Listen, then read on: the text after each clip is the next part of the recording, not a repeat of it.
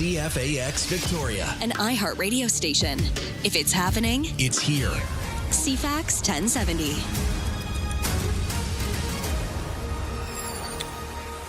Good morning, Vancouver Island. 6 a.m. Thursday, July the 23rd. Steve in for Ryan for 2 more days. Almost there. I can feel it. See the barn? Yes. I see the barn. I can see the barn. It's over the mountain, though. You still got the saddle on, though. Chance of a thunderstorm this afternoon. Time for CFAX 1070 News. Here's Lisa Best. Good morning and thank you. An update from the BC Wildfire Service this morning. 86 active wildfires, 15 new starts in the last 24 hours, 35 fires considered out of control. And that includes that blaze southwest of Wausau here on Vancouver Island near Calpit Lake. It's still listed at about 5 hectares in size. No update since yesterday from the crews. On the mainland, some 700 residents in the village of Clinton are under evacuation alert due to the 59 Creek wildfire. The Thompson-Nicola Regional District also expanding an evacuation order and evacuation alert for the Bonaparte Plateau area and due to the same fire that's burning. We had heat for the past couple of days. Things starting to cool today. It looks like the high for Nanaimo, Duncan, the Victoria area, all around or below 30 today, not 36, 34 as it was in the past couple of days. But during that time, we were really sucking the juice as we continued to run the fans, heat pumps, and air conditioner on high all this week. BC Hydro says we set an all-time summer peak electricity demand record between 5 and 6 Tuesday afternoon. Preliminary data shows that peak hourly rate reached over 8,700 megawatts, surpassing the previous summer record of over 8,600 megawatts that was set last August. Hacks to beat the heat, of course, running a fan 9 hours a day costs you about $7 only over the course of the summer. Block out the heat, close the blinds, and keep the cool air inside. BC Hydro says nearly 70% of households in the province now have some form of air conditioning. When you get up this morning in Greater Victoria, anyway, you'll notice there's a breeze and it's decidedly cooler out, breaking the heat. We're hearing more about behind what Donald Trump's latest threats of 50% tariffs on a wide range of Canadian products starting August 19th. As the government's top trade official spilling on that, Jameson Greer was grilled before a group of U.S. senators yesterday about the move. Like the second-day meetings for Canada's premiers in Charlottetown yesterday. Some of the comments we heard were from David Eby, Doug Ford, and Danielle Smith. I'll just speak for Ontario. Everything's on the table. We can't keep rolling over for Donald Trump. Tariffs hurt Canadian consumers. They hurt American consumers, whether we apply them or they apply them. I think this is a window, this month that we have, or 28 days. We can't have a country on one hand attacking one group of families and workers while hoping to have access to the resources in Canada that the rest of the world wants. The United States needs to make up its mind. We're going to hear from Ward Stammer. He's a BC Conservative forestry critic, live at 7:50 about the increased pressure on securing a Canada-U.S. trade deal amid the escalation in tariffs. And BC Conservatives now arguing about keeping American liquor off the stores could invite retaliation from the U.S. The U.S. military keeping up attacks on Iranian targets. Here's the latest from Washington there. Overnight, American firepower hit Iran for a 12th straight night. In Iran, striking back at U.S. military targets in Kuwait. The U.S. Central Command said the strikes are meant to stop Tehran from threatening commercial shipping in the Strait of Hormuz. Iran's Revolutionary Guard claimed a tanker that tried to slip through caught fire on a mined route and warned any ship that defies Tehran will, quote, meet the same fate. And in entertainment news, we've lost a great here in Canada. Montreal jazz pianist Oliver Jones has died. He was 91. Oliver Jones's family and record label Just in Time Records announced his death last evening in Montreal without specifying the cause.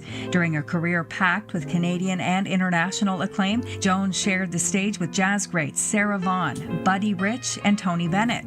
Since the mid-'80s, Jones racked up a slew of jazz awards and honorary doctorates, netting the Order of Canada, a SOCAN Lifetime Award, and induction into the Canadian Music Hall of Fame. And that is your news to 6:05.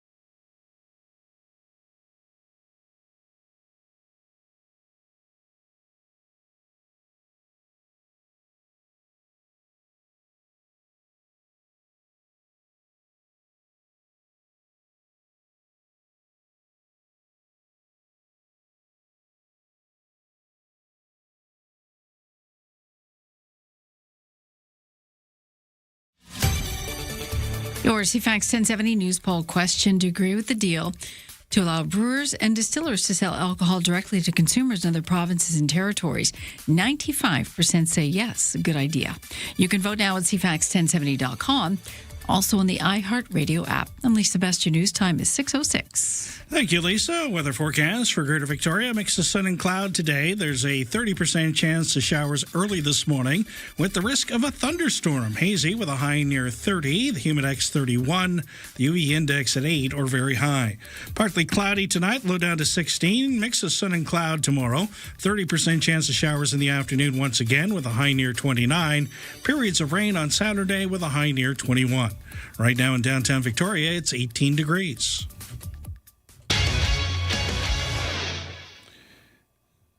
And checking sports, the Victoria Shamrocks have now won 6 in a row. They edged Nanaimo 9-8 last night. They host Burnaby in their final regular season home game on Sunday. The Harbour Cats have been booming with the bats lately. They trounced Nanaimo 16-6 last night. The two teams meet again in Nanaimo tonight. Blue Jays hopes to salvage one game from a 4-game set when they host the Rays again today. Tampa Bay dumped Toronto 4-2 last night. Cincinnati topped the Mariners 5-3 in Seattle. Vancouver Canucks will hold their training camp in Penticton for the third straight year. They did have camp here in Victoria for a season prior to that. Whitecaps dropped a 4-3 decision in Cincinnati. The CFL Thursday Nighter has Edmonton visiting Saskatchewan, and Team Canada knocked off defending NCAA champions UCLA 69-55 at the Save-On Foods Memorial Centre last night. Kayla Alexander had 11 for Canada.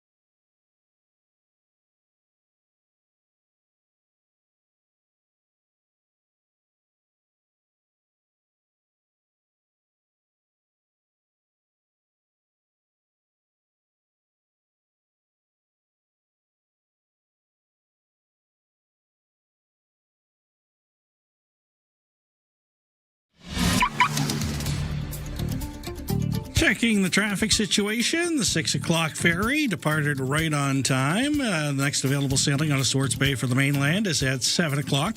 It has 30% available deck space. There is going to be less room available if you don't have a reservation today. The 11 o'clock, for example, has 10. The noon sailing has just 4% available, and the 4 o'clock sailing just has 3. So those are the ones that are the most booked up so far. Just something to keep an eye on. I don't see any issues on the highways around Greater Victoria at this hour. Meanwhile, at the airport, everything is on time this morning.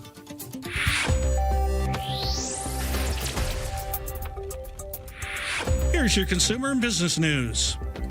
The Trump administration is freezing more than $1 billion in Medicaid payments to California and Minnesota over questionable claims. Federal officials announced the Centers for Medicare and Medicaid Services is deferring about $867.5 million to California and $199 million to Minnesota, pending additional documentation. The Department of Health and Human Services also plans to expand its authority to remove fraudulent providers from federal health programs. Officials say the actions are part of a broader effort to prevent Medicaid fraud and protect taxpayer dollars. The Equal Employment Opportunity Commission's voting to end a rule that dates back to the 1960s. The EEOC is on track to end the rule that requires companies with more than 100 employees to report workplace demographics, including sex, race, and ethnicity. The rule was established by the Civil Rights Act to combat workplace discrimination. The EEOC claims the rule runs against a recent Supreme Court ruling that made it easier for workers from majority groups to sue for discrimination. The EEOC will hold a public hearing on the proposal next month. I'm Rory O'Neill. And Disney has now cut hundreds of jobs in its latest round of layoffs. Mark Mayfield reports. Pixar was reportedly the hardest hit among the Disney film studios. The layoffs also impacted some personalities at ESPN and the NFL Network. Those two networks are beginning to integrate. The cuts included longtime Baseball Tonight host Carl Ravitch, NFL analyst Ryan Clark, and NFL Network insider Tom Pelissero. This is the third round of layoffs at Disney this year. And many U.S. residents have lost SNAP food benefits recently because they didn't meet the new work requirement. Officials say you can also use volunteer hours along with work hours to reach the 20 hours a week requirement. Almost any volunteer activity meets the requirement. The work requirement does apply to people between 18 and 64 years of age who aren't caring for a child younger than 14. And you can always check the federal SNAP website for more information. I'm Monica Nelson with your Consumer and Business News. Ryan and Lisa, mornings on CFAX 1070. Oversleepers, catch all the highlights on the latest audio podcast at CFAX1070.com and on the free iHeartRadio app. Good morning, Lisa. Good morning, Steve. How are you today? I'm better, actually. Good. The smoke has cleared a little bit for the moment, even though we still have the skies and we still have the beige skies. It was very strange yesterday afternoon.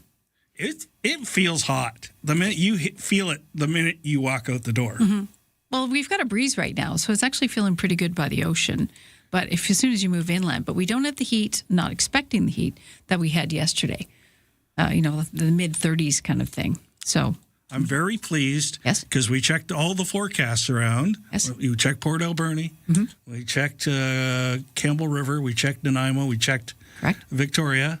And I see no heat warnings. That's right. It's over for now. They're actually getting possibly some thunderstorm activity up island, which we don't need because of the possibility of lightning strikes. And the wildfire smoke will be a bit noticeable, starting sort of into the 9 o'clock hour. Later this afternoon, you may notice it picking up a little bit more from the mainland and from fires across the border. It was weird yesterday because at 5 o'clock yesterday afternoon, where it should be bustling on my street, there was nothing. It was quiet. It was overcast. It was smoky because you could see it. And there was no one walking their dog at that point. There was no one driving. It was quite eerie because everyone just seemed to settle down and hunker down a little bit. So true. Yeah. It's a weird feeling. It builds your anxiety just a little bit on the surface, and you don't know what that feeling is. For me, I'm not sure if it's the weather or the change in my schedule that's affected, but I was in bed at 8:04 last night. Yeah? Even though I had tickets to the basketball game, it was like my body said, no, just no. Was it quieter in Langford? That's a big ask, I know. There's two new phenomenons out there that I noticed driving home yesterday, and the other one is I've noticed over an extended period of time. Okay. People revving the engines of their cars seems to be a big thing in Langford. It's like, oh, I've got this really cool car. Yes. Or a motorcycle or some kind of motorized vehicle. Or a truck. And they rev the engine. I don't know if that's exclusive to Langford. Okay. But you would notice because if it's directly around you, it's big noise. The other thing I noticed, yes, and I think we should get into this after the break. Okay. We joked a little bit about traffic cones in Victoria last week. Mm-hmm. Yesterday, I had to take a different route home because of, they're doing paving work on Island Highway. So I went a different way. I couldn't go more than 2 blocks without a traffic cone or being directed somewhere or being told I couldn't go down that way. Or come on. Traffic cones are very triggering for us. It's just like at a certain point, I wish they planned this. That, we're not going to overtake the entire city at once. Yeah. Like you go down the Trans-Canada, because that's part of the route I took home yesterday. Mm-hmm. Like the number of those barrels and things is... Which is not something you want to hit. It just... overload. That's what it is. It's just construction / signs, because we got all those signs up as well. Mm-hmm. And it's just like, really? The whole town is under construction right now? It's not, yeah. Well, I would say Greater Victoria as a whole is kind of under construction. There's a lot going on in the city streets, and we've got more to come. Because Hydro is now putting new bones in the ground, basically. They have to replace some of the cables they put in Greater Victoria and Saanich that they put in like 1976. So they're aging out. Yeah. And so that's the next thing to come. And that's going to affect or into urban Wilkinson and that area starting August 4th, so 2 weeks away. We'll get there. We'll discuss. We will. We'll discuss more coming up. Yeah.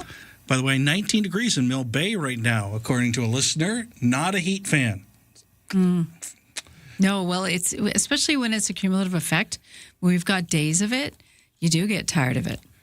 You know what Mill Bay's getting this weekend? What A are they booster juice. I love booster juice. It's worth the drive, Steve. Congratulations, Mill Bay. You are now a booster juice franchisee. Here's Lisa with your news headlines. Fast-moving fire that started in a Duncan carport yesterday. A lot of people posting on social media dramatic photos and videos of the flames consuming the building. It forced 13 residents from their homes yesterday morning. The flames spread to neighboring buildings. Police are taping blocks of the area off as fire investigators looked into what damaged the multiple buildings. 13 people now getting help for temporary accommodations. Luckily, no one was injured, but a number of vehicles were completely destroyed in that dramatic fire. About 30 firefighters rotated through the scene, dealing with the flames, trying to get the fire under control. The BC Securities Commission asking an Alberta man to respond to allegations of raising close to $5 million from investors, then spending the money on personal use. The BCSC says the man living in Comox between 2021 and 24 raised $4.6 million on the promise of investing in cryptocurrency trading bots. The commission alleges instead he spent the funds on travel, jewelry, vehicles, and luxury goods while providing false statements during an investigation under oath. The allegations have not yet been proven. And SpaceX is planning to test a launch of its new massive Starship rocket tonight from the facility at Starbase, Texas. The mission was previously planned for July 16th, but scrapped at the last minute due to an issue with several of the rocket's 33 Raptor engines. If the launch goes as planned, it will be the 13th test flight for Starship. That is your news to 6:19.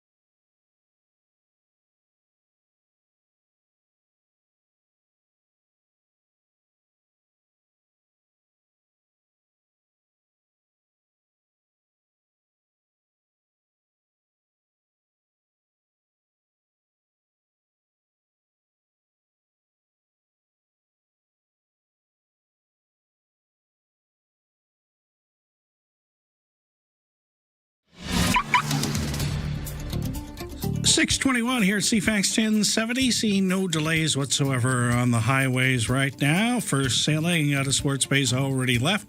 Second sailing is at 7 o'clock. There's hourly sailings right through until 9 o'clock this evening. The 7 o'clock sailing has 28% available deck space. Ryan and Lisa are ready when you are. Good morning. Day or night, find the highlights under latest audio at CFAX1070.com and on the free iHeartRadio app. Seems other people are feeling the same way we are about this construction stuff. Okay. Regarding construction, I work in a specialist clinic. I've told my patients, due to construction and getting to the appointment, they have to give themselves an extra 45 minutes. Wow. And they're still late from the construction. Sign, everywhere a sign. Well, because you round the corner and it's like, oh, this is new. How long is this going to take? Exactly. And it's not that, we respect the crews and we understand, it's going up, but it's when you run into a snag that you weren't expecting that may not even be listed on Google Maps on traffic because it's so new. And I run into that too. It's like, oh, is this just for the day that we're closing this route? Okay. So, yeah, you're constantly, it feels like you're sort of slogging through peanut butter on the roads. Well, sometimes, and this is what happened to me yesterday going home, is you take one action to avoid a situation. Yes. And then you turn and you're into a different situation. It's just as bad. It's like, I should have stayed where I was. Then you turn again to get around that situation, and you're again in a third situation. Yeah. So you're making sense. We're all nodding in approval. Unfortunately, we're in the same misery. Yeah. I wanted to bring some good news and some reality check. Okay. Balancing things out. So 2 years ago today, I was actually hosting the morning show with you when the first pictures from Jasper started to emerge of what had happened overnight. Yes. And it was very emotional for me. It still is. Because I lived there 6 years. Correct. And I love the town. It has a great heart. It's very different than any place I've ever lived in my entire life. So based on that, if you haven't spent a lot of time in in Jasper, what was it like? Like, what is Jasper like? Jasper is, because it's right on the BC border with Alberta. Yeah. It's the people are kind of a combination of the BC thinking around environment and all that, and the real world thinking of, okay, we got to pay for this, which was interesting. And then you just have the natural beauty of the place. Like, it's just, there are some places in that national park that can't be duplicated and aren't duplicated anywhere else in the world.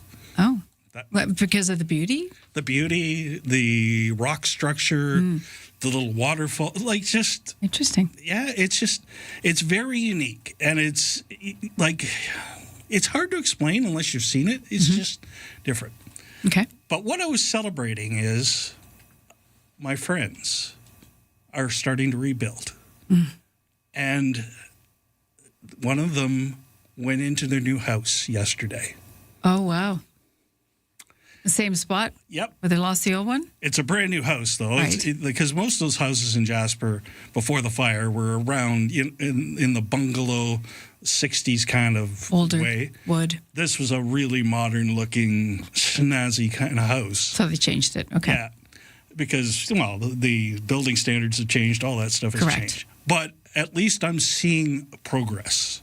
Okay. And I'm very excited about that. And then I looked at the temperatures for yesterday, and Lytton was the warmest place in Canada again yesterday, over 40 degrees. They've been that for a couple of days now. Yeah. And I said to myself, Jasper's very fortunate because Lytton was in the same situation, and I don't see a whole bunch of houses popping up anymore. And this town that was, a functional place on the railway and all those things is not coming back to life. And I'm trying to understand why we can't do for Lytton what we're doing for Jasper. Yeah, we've had the mayor of Lytton on, of that village, and we've had Jasper on as well, and we feel the frustration on both sides. I do believe, sadly, because Jasper is a tourist destination, they're getting a little bit more love, and of course, the politicians would argue that Lytton is more off the track, and even though it's a picturesque village, it is smaller than Jasper. It is not as well attended for tourism, and possibly because of that, it's just not being rebuilt the same way, because many people in the village of Lytton have said, we don't know if this is actually going to become a ghost town because of what has happened, because they're just not rebuilding at the same speed. And then there's logistics of rebuilding. The money that they've been given, they don't think they're going to be able to pay it back. One of the differences that I see is that in the case, because it really is a federal town, Jasper, even though it's in Alberta, it's a federal town. Right. The government of Canada, Parks Canada, and the municipality got together and put this separate unit together to go into place and help people get around all the permits and work through the permits quickly so that they could rebuild quickly, they could get things moving. We're seeing results. It's already on the ground. That has never happened in the way it should have. And that's what the reports keep on saying out of Lytton. They keep on saying, we can't go through the red tape fast enough to make it worth our while. We're just getting frustrated. The insurance company stuff, all that stuff's coming together. I just wish Lytton had every opportunity the way Jasper has. Agreed. And we do look at it, and we should look at it as a cautionary tale, thinking that, if you're not a tourist destination, are you going to get the same financial love from the government? Or if they feel that there's just rebuilding is going to be different. Aside from the actuarials, when we talk about the insurance aspect of it, for rebuilding, because you've got to make sure your I's are dotted and your T's are crossed when you come to fire and flood when insurance. But, we've got the leader of the Hawaiian Nation coming up talking about redesignated Banffil Main Road because of the fire situation and wanting to have another exit route and an in route for that community so they don't have any trouble moving forward. And that's been a hard topic of discussion because it sort of moves forward and then it stops again. Yeah. But really, we've got Highway 4, and then what?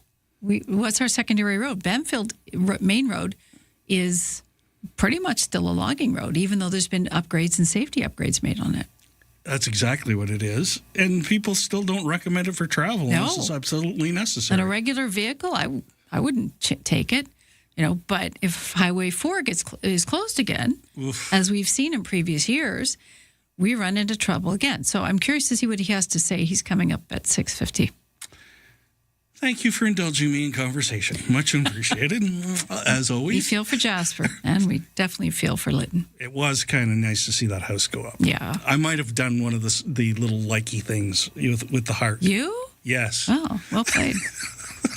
Look at you on social media. I can Facebook with the best of them. I can tell you that. I'm in the Facebook demographic, ladies and gentlemen. Well done. Lisa's coming up bottom of the hour with your news. This summer, 3 of Vancouver Island's biggest voices are coming together to make a real difference. Get your tickets now for the Kids Count Mega Summer 50-50. Brought to you by 107.3 Virgin Radio, CFAX 1070, and CTV. In support of CFAX Santa's Anonymous all-new Kids Count program, supporting children beyond Christmas. The Mega Summer 50-50. Your chance to win big while giving back. Buy your tickets today at CFAX1070.com. Gaming event license 174660.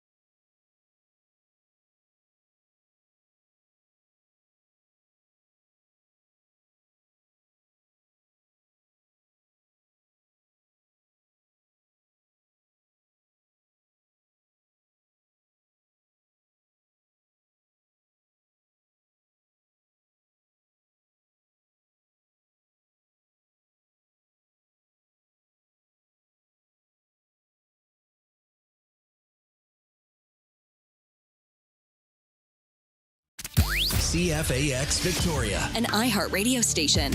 If it's happening, It's here. CFAX 1070. Good morning, 6:32 here at CFAX 1070 and CTV Vancouver Island. Steve in for Ryan. Chance of a thunderstorm this afternoon. Time for CFAX 1070 News. Here's Lisa Best.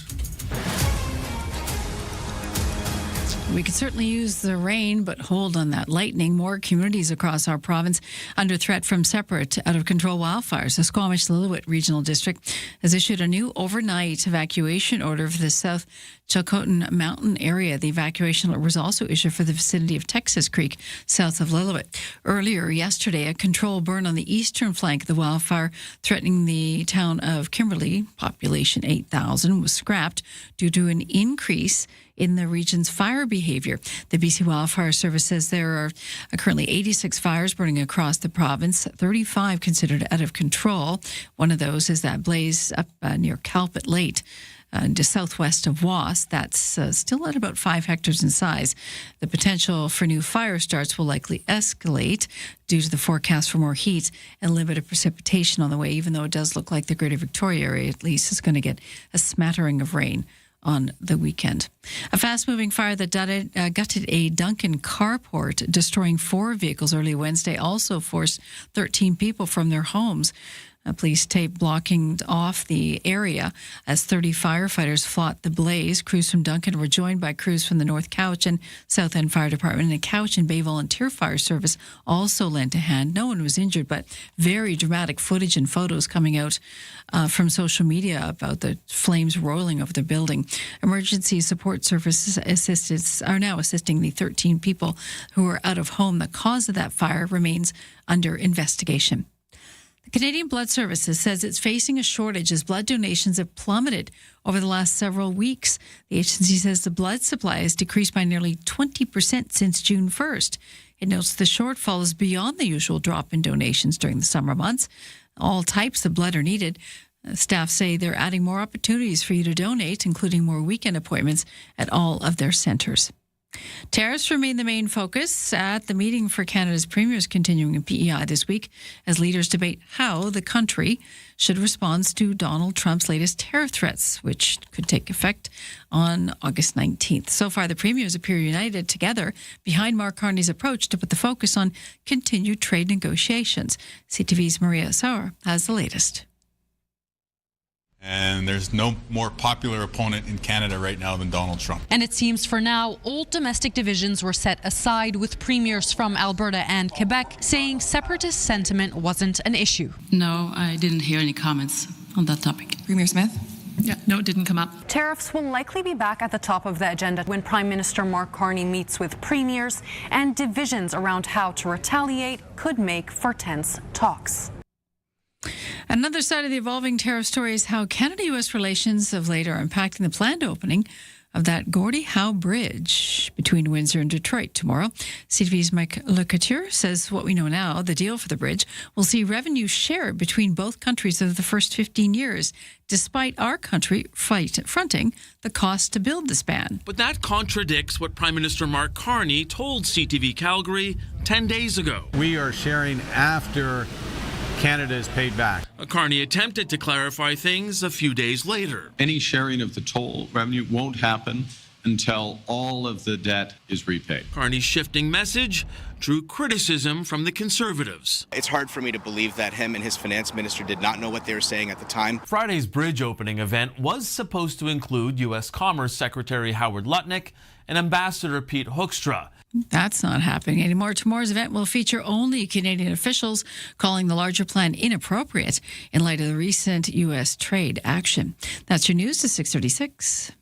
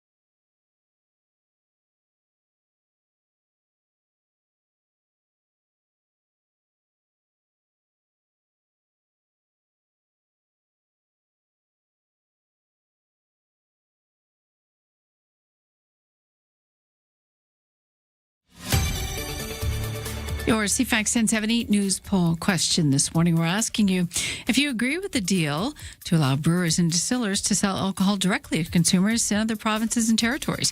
95% say yes. You can vote at CFAX1070.com, also on the iHeartRadio app. I'm Lisa Best, your news time, 6:37. Thank you, Lisa. Weather forecast for Greater Victoria. Cloudy with a 30% chance of showers early this morning. Then a mix of sun and cloud. There's the risk of a thunderstorm early this morning. Hazy. Winds will be light, except west 60 near the Juan de Fuca Strait this morning. A high near 24. 20 where the winds blow on shore. Humidex going to make it feel like 29. Partly cloudy tonight, becoming clear overnight with a low near 14. Mainly sunny tomorrow. Winds light, except 60 near the Juan de Fuca Strait in the afternoon with a high near 23. The outlook for Saturday, cloudy, 40% chance of showers, and a high near 20. Right now in downtown Victoria, it's 19 degrees. Checking your sports on a Thursday morning. Team Canada knocking off the defending NCAA champions, UCLA, in women's basketball at the Save-On Foods Center last night. 69-55 the final. Kayla Alexander had 11 to lead Team Canada. The Blue Jays lost again, 4-2 this time to Tampa Bay. They close out that four-game series later today. Manager John Snyder says his whole lineup needs to find a way out of this slump. I think it has to be everybody. You know what I mean? It has to be, it doesn't have to be just Vlad or just George or just Farsh or just Arnie or, you know, it has to be everyone, and it has to be a little bit contagious. So I think that's kind of where we're at right now, where everyone wants to be the one to kind of open up the floodgates a little bit, and that makes it even tougher. Victoria Shamrocks edged Nanaimo 9-8 last night. Harbor Cats won 16-6 in Nanaimo.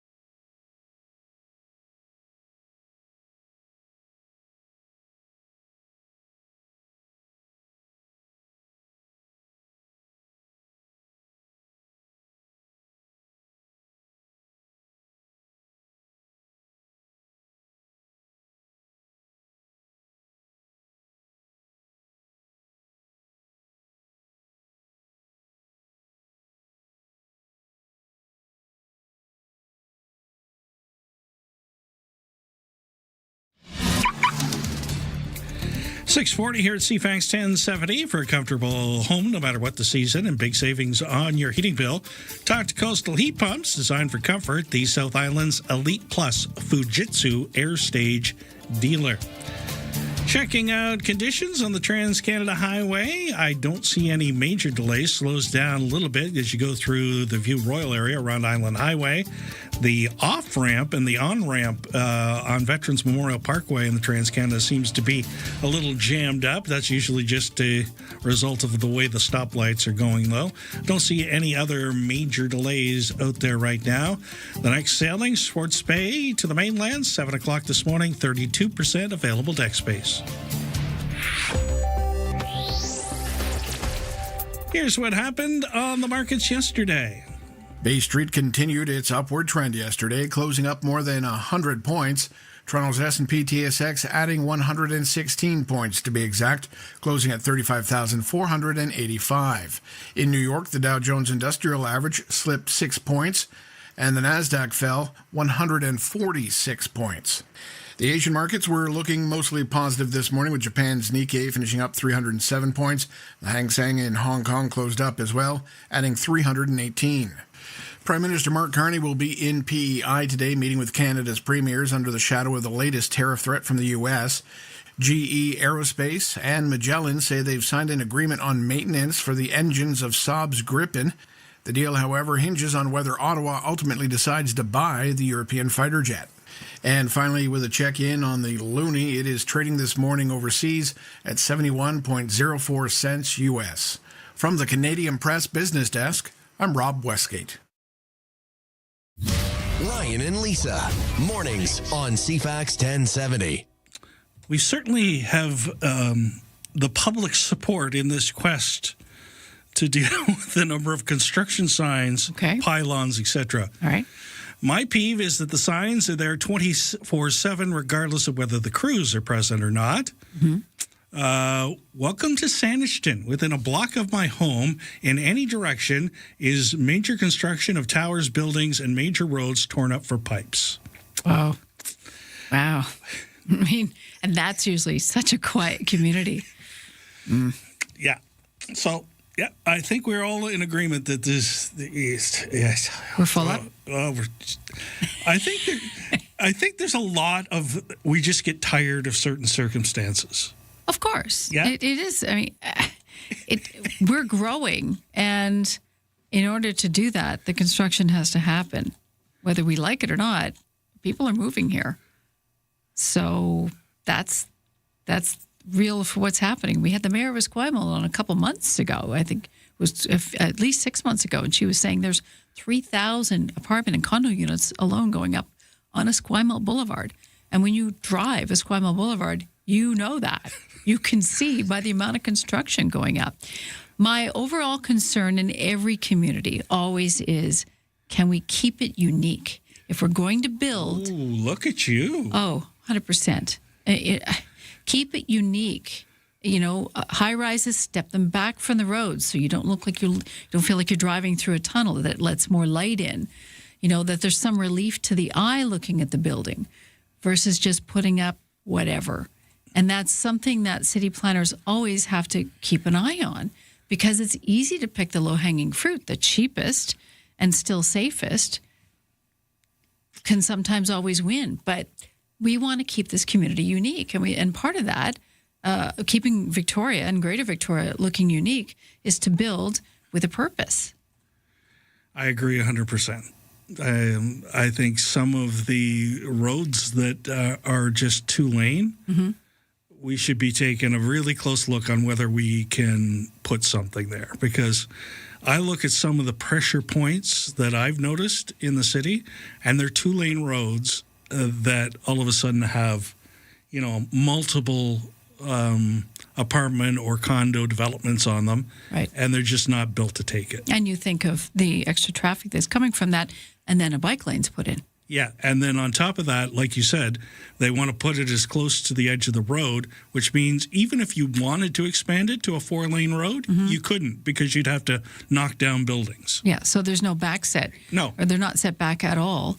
If you've got the building right up to the sidewalk, there's nowhere to go. So, yeah, I mean, a lot of these comments, of course, horses are at the barn, the building's already underway, but we do have to plan to grow, and the infrastructure, for as much as sometimes city planning doesn't want to include vehicles.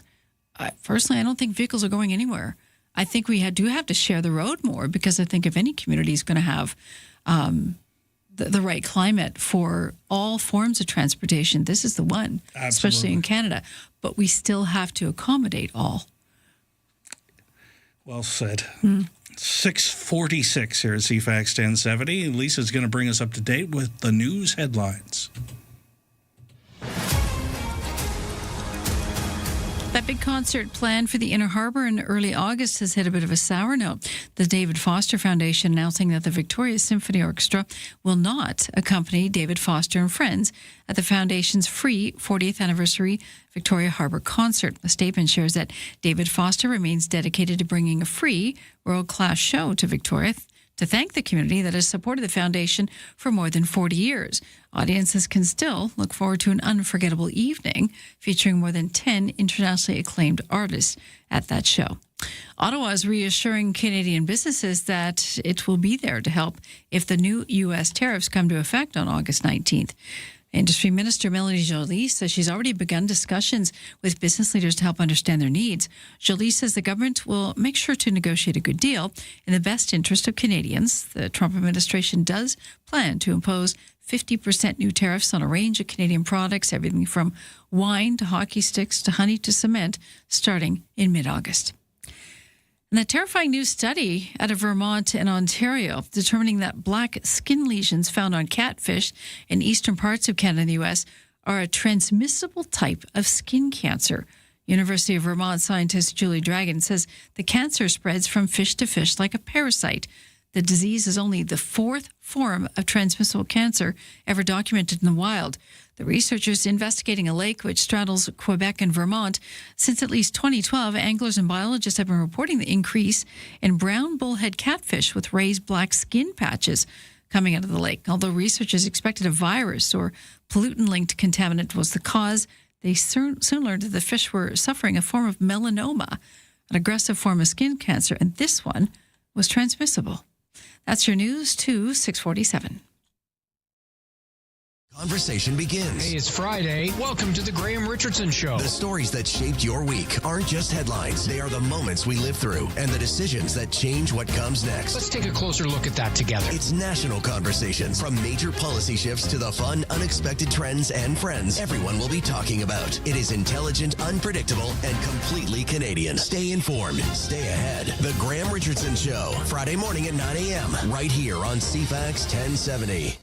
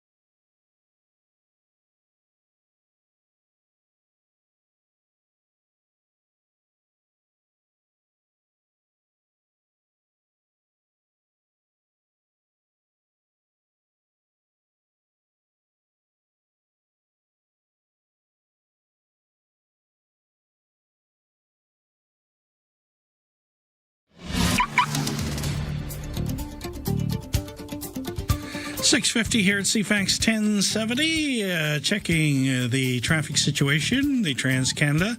Just a little slow in sections, Victoria bound at this hour. No major delays to speak of. At the ferry terminal, the 7 o'clock sailing has 27% available deck space. Everything still on time at Victoria Airport. The best way to start an island morning. Ryan and Lisa on CFAX 1070. CFAX mornings are brought to you by Thrifty Foods. Until August 5th, get 600 plus Scene Plus points when you buy any participating cheeses and meats to build your own summer snacking bundle. I hope I say this right. Huayet First Nation is among the communities calling for the province to redesignate the Banfield Main Road. We're hoping to talk about that as we go through other big items around the area. Certainly the discussion continues about, with the viewers and listeners, about the situation we have. Smart cities, great in theory, but seems lost in this narrative is the slowing of traffic and how it contributes to congestion and also pollution. I think we're all in for public safety, but removing capacity comes with a social and environmental price tag. When I was subbing for Adam the last time, we had a courier owner on, and he has had to adjust the schedules. Yes. So that they are not, getting stuck. Yes. Because it's better to do it like at 7 o'clock at night. That's why you get late deliveries now. Agreed. So we've come to that point. I agree. And I think that a lot of people are adjusting their schedule. I won't be driving around town around 4 between 4 and 5 if I don't have to be. Yeah. I always take a look at the busy times and take a look at the Google traffic maps and then decide. With all the road construction, my GPS was flashing, you cannot get there from here. That's right on. Someone once told me there are 2 seasons in Canada, winter and construction. Yeah, that was always our joke in Manitoba because in the prairies, because it's so cold in the winter, you can't really do a lot of construction in the wintertime. So it's only the summer months. So yeah, there's winter and there's construction. Interesting. Quebec takes a 2-week construction holiday every year. They're very civilized out there. I kind of like that just because of the break it gives you. Yeah. It's not that it's like, okay, for 2 weeks, first of all, that means the construction workers can have a holiday, which is a really good thing. Right. Because they have families and things too. And summertime is peak family time, let's be honest. Even just 1 week. Yeah. So they have a couple of weeks off that they, if they're working on the 40 or the TCAT or whatever. Correct. It's not happening for 2 weeks. I'll make that the poll question, see if everybody dives into that. Okay. And then we'll bring it to the politicians. Okay. I like that. I'm sure everyone will have a chicken because then it's putting the construction back and someone's going to have to pay for that. Right. But the idea is there. I also have a question coming in. So, Captain Steve, what's the story behind today's jersey? Oh, yes. Okay. Today. Here we go. Today we have the number 11 Ottawa Senators jersey, the number 1 player, Hockey Hall of Fame member, the only one from the Ottawa Senators, the only Daniel Alfredson, now assistant coach of the Toronto Maple Leafs. One of the classiest hockey players you will ever meet. Thank you for that. He is. He is. Alfredson, he's a good man. He's a nice dude. Yep. And, he is everything that a hockey player should be. The way he got on board for the community in Ottawa, the way he handles himself off the ice. Sort of like the Sedin brothers here. Yeah, he's just, yes. That's actually a really good comparison. Yeah, just class acts. Yeah. They actually talked to him about coming out here. To be part of we haven't won him over yet? Yeah. No, he picked the Leafs because, anyway. For now.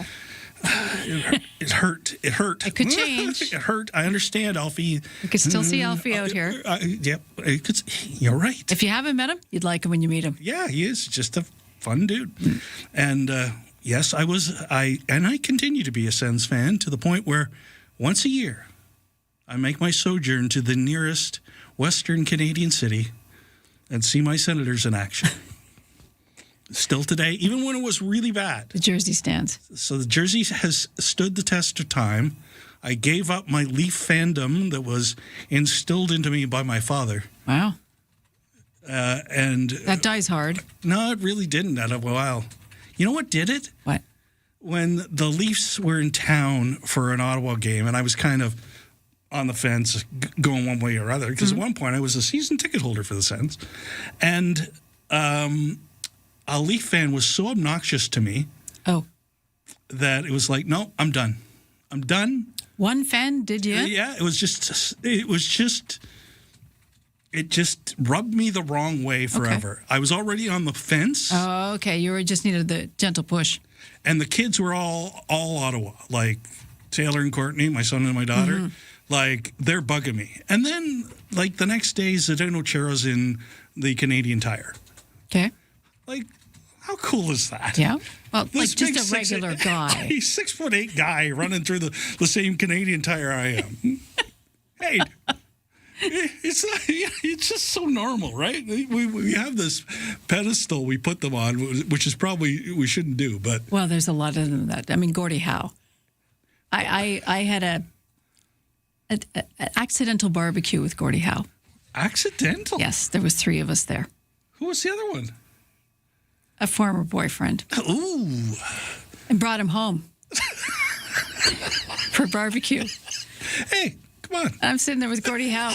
No clue who the man was. Oh, no. Oh, but he was so nice. He was so nice to me. We had a great conversation. I was 20-something at the time. What a gentleman. And we had a barbecue. Oh, that's nice. And, yeah, it's my former life.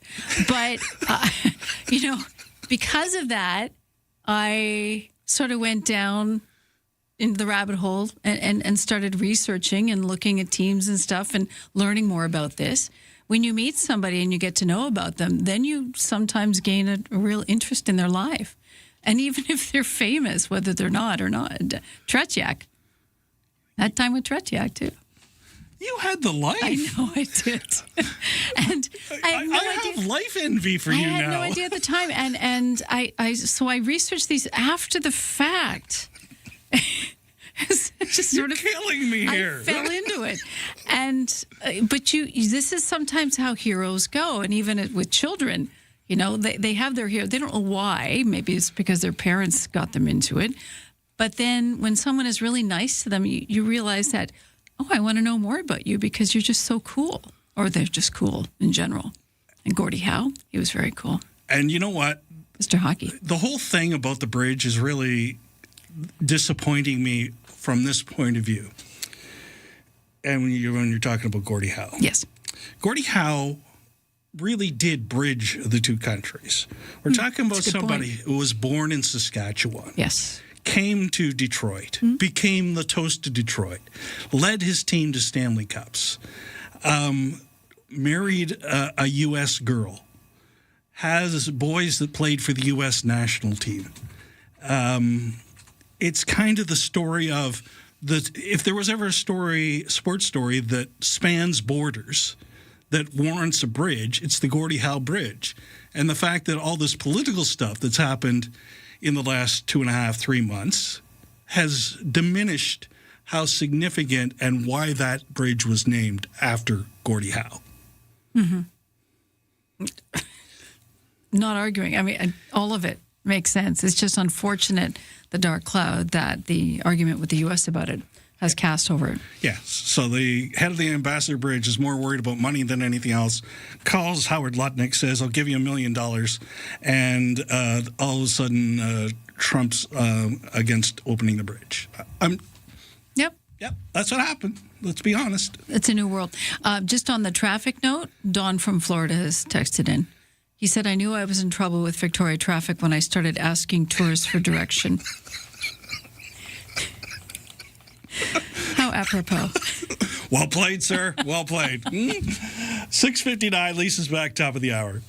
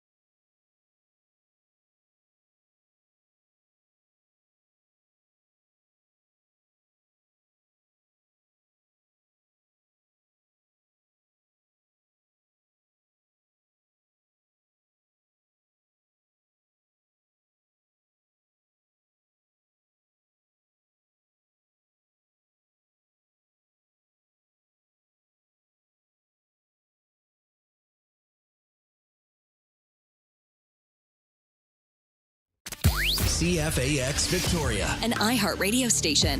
If it's happening, it's here. CFAX 1070. Coming up to 7:02 here at CFAX 1070, CTV Vancouver Island. Steve in for Ryan. Chance of a thunderstorm today. Time for CFAX 1070 News. Here's Lisa Best. Thank you, Steve, and good morning. Canadian Blood Services is urging people with all blood types to book an appointment and donate as levels decrease for summer. Canadian Blood Services says it is facing a shortage, with its blood supply decreasing by nearly 20% since June 1st. The agency manages the blood supply in all provinces except Quebec. It says it needs about 18,000 blood donations a week to keep pace with hospital demand throughout the rest of the country. There's currently been a shortfall of between 1,500 and 2,500 appointments each week. A spokesperson says blood has a shelf life of only 42 days, so today's donation will quickly make its way to a patient. Naira Ahmed, The Canadian Press. A fast-moving fire that gutted a Duncan carport, destroying 4 vehicles early yesterday, also forced 13 residents from their homes as the flames spread to neighboring buildings. Police taped off the scene, many people posting dramatic footage of the flames roiling out of the building. The building completely gutted. 30 firefighters fighting that blaze. Crews from Duncan joined by North Cowichan, South End Fire Department, and even the Cowichan Bay Volunteer Fire Rescue lending a hand. Luckily, there was no injuries, and emergency support service are now helping the 13 people who are out of home. The cause of that blaze remains under investigation, but very, very dramatic event. Opposition MPs say Prime Minister Mark Carney should have been clear about the start of that from the start about that new bridge deal between Canada and the state of Michigan. The text of the proposed agreement in principle for the Gordie Howe International Bridge linking Windsor, Ontario to Detroit, confirming that Canada will share half of net toll revenues in the U.S. for the first 15 years. Conservative MP Shuvlavlov Manjavar says it's not the kind of deal that was promised. We've discovered that not only has the Prime Minister caved, Liberals have indeed lied. Tragically, they had said that there was no concessions that Canada should be concerned about. The Prime Minister had made the case that he made a good deal for Canada. He had said that there would be a sharing of revenue after net debt. Instead, we have seen something very different. Carney left many confused last week when he said our two countries would share net revenues from the bridge, but only after splitting toll revenue and all the debt was repaid. New Democrat MP Heather McPherson says Carney could have prevented the confusion if the government had simply been transparent from the beginning. Canada's premier is wrapping up the talks yesterday in Charlottetown ahead of face-to-face meetings today with Mark Carney. Manitoba Premier Wab Kinew says maintaining universal access to a working health care system is crucial in creating a strong and independent country. As we think about what is happening between our country and the threat of the Trump tariffs, to me, there can be no bigger nation-building project than building up this nation's people. And that has to include healthcare, universal public access to healthcare. The Premier is also requesting Ottawa renew health care transfers to the province and territories that will start expiring next year and commit to increasing the share of health care funding by 5% a year starting in 2028. And the U.S. launching a 12th day of attacks on Iran, the Iranians not backing down either. Global oil now going back up as maritime traffic is all but stalled again in the Strait of Hormuz and the alternate route, which is the Red Sea. The Iranian-backed Houthis say they've also struck 2 Saudi Arabian ships in the Red Sea. Overnight here in Jordan, 6 Iranian missiles and 4 drones were intercepted, and the Kuwaiti army says drones were intercepted there as well. But this morning, a new front in this conflict with potential global consequences. And we'll keep you apprised of any major changes at the gas pumps locally. That's your news to 7:06.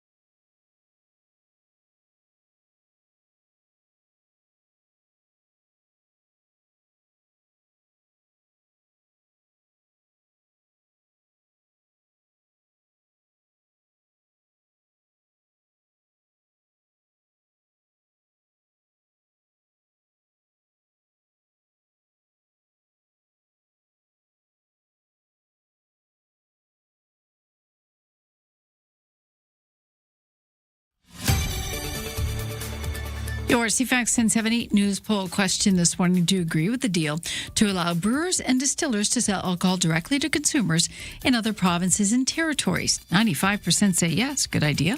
You can vote now at CFAX1070.com, also the iHeartRadio app. And Lisa, best your news time is 7:07. Thank you, Lisa. Weather forecast for Greater Victoria. Cloudy with a 30% chance of showers early this morning, then a mix of sun and cloud. Risk of a thunderstorm early this morning. Hazy. It'll be a little windy near the Juan de Fuca Strait. High near 24. 20 where the winds blow on shore. Humidex's going to feel like 29. Partly cloudy tonight, becoming clear overnight with a low near 14. Mainly sunny tomorrow. Winds light except 60-kilometer gusts near the Juan de Fuca Strait in the afternoon. A high near 23. The outlook for Saturday, cloudy, 40% chance of showers and a high near 20. Right now in downtown Victoria, it's 17 degrees. In sports today, the Shamrocks 6 in a row as they head into the final 2 games of the season. They edged Nanaimo 9-8 last night in Colwood. They host Burnaby in their final regular season home game on Sunday, then close it out on the road. The Harbour Cats continue to get the bats booming again. They trounced Nanaimo 16-6 last night. 2 teams meet again tonight in Nanaimo. Blue Jays trying to salvage 1 game from this 4-game disaster against the Rays this afternoon. Tampa Bay dumped Toronto 4-2 last night. Cincinnati topped the Mariners 5-3 in Seattle. Canucks will hold their training camp in Penticton for the 3rd straight season. They did have camp here in Victoria for 1 season prior to that. Whitecaps dropping a 4-3 decision in Cincinnati last night. The CFL Thursday Nighter has Edmonton visiting Saskatchewan, and Team Canada knocked off the defending NCAA champions UCLA 69-55 at the Save-On Foods Memorial Centre last night. Kayla Alexander had 11 for Team Canada.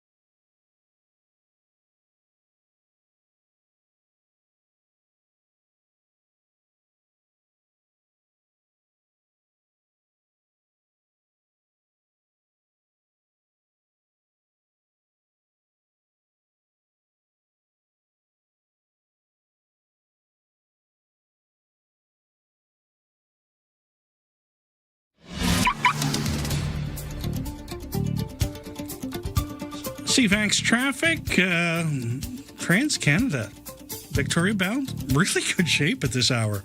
It's actually way slower on Island Highway, basically through View Royal. It's a little congestion, especially before you get to Helmken. Then it picks up again as you head towards Craigflower. Everything else is in good shape at this hour.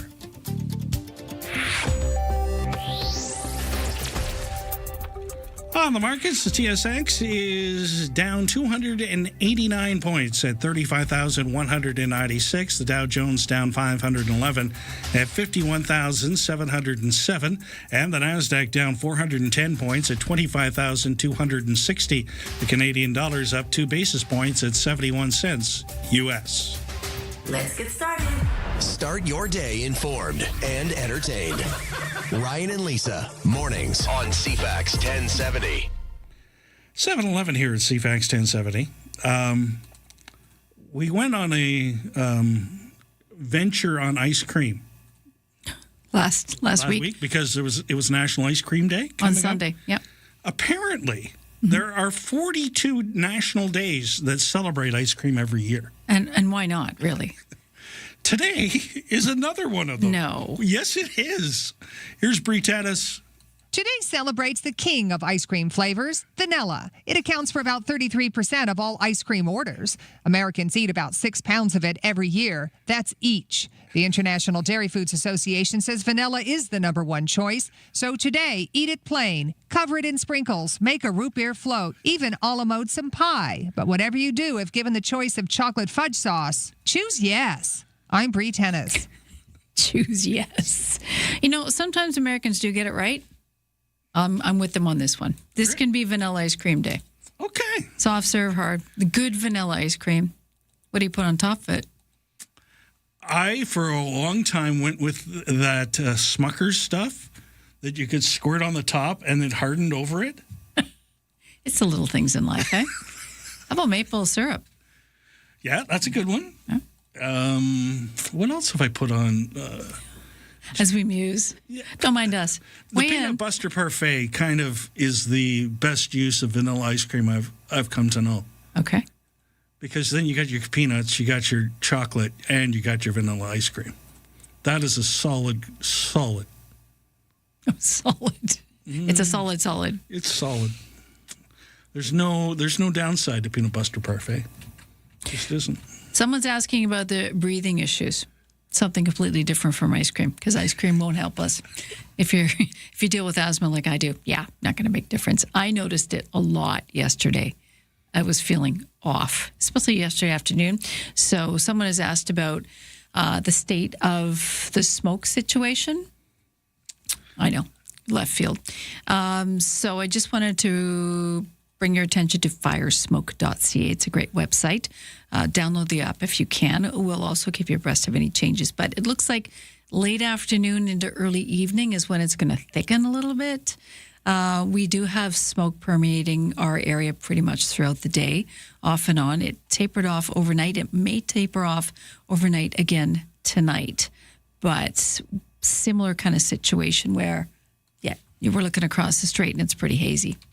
So if it's affecting you, how it affects you, breathing. I definitely notice with my breathing. It also makes you sometimes, it can create a sense of anxiety.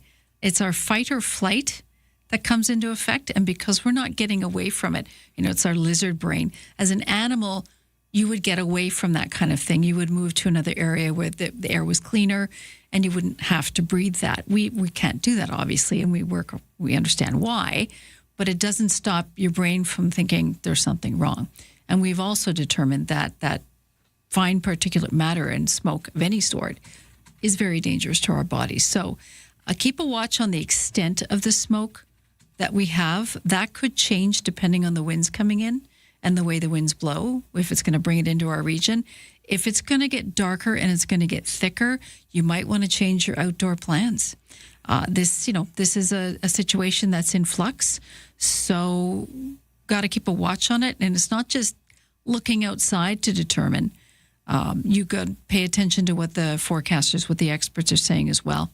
It's quite relevant to us right now. And hopefully it clears. But I know in previous years, last year we got away with it pretty decent. We didn't have a lot of it last year. But this year, of course, we've started early. And it could get worse before it gets better. Yeah, 5 o'clock seems to be prime time tonight. And then up island, it's a little different because of that fire, which is now on the smoke meter. Right. It's creating quite a bit. And it's coming down. It's staying within the island, staying on top of Vancouver Island. That's the one up by Was? Yes. That one we have that's out of control. Yeah, it's not blowing out to sea. It's staying on the island. So it's sort of hunkering down. Not what you want to hear, but it's just good to know what it's doing and how to protect yourself and kids and seniors and especially anyone who has breathing problems. 7:16, here's CFAX 1070. Here's Lisa with your news headlines. Thanks, Stephen. Good morning. The man accused of first-degree murder in the death of Bailey McCourt has been charged with one count of failing to comply with a no-contact order. The BC Prosecution Service says James Plover appeared in court yesterday for the alleged breach that happened September 24th in Pitt Meadows. Plover has been charged in the killing of his estranged wife, who died after being attacked with a hammer in a Kelowna parking lot last July. The murder trial is expected to begin in September. Plover also faces a charge of dangerous driving causing bodily harm that was laid in connection with a second victim on the day that McCourt was attacked. The BC Securities Commission is asking an Alberta man to respond to allegations of raising close to $5 million from investors and then spending most of it for personal use. The BCSC says the man was living in Comox between 2021 and 24. He raised $4.6 million on the promise of investing in cryptocurrency trading bots. The commission alleges he instead spent that money on travel, jewelry, vehicles, luxury goods while providing false statements during an investigation under oath. The allegations have yet to be proven in court. And before the war in Iran, roughly 15 million barrels of Persian Gulf oil were shipped each day through the Strait of Hormuz. Within a few years, much of that oil could bypass the strait. As Iran's chokehold over the strait drags on, oil prices surge.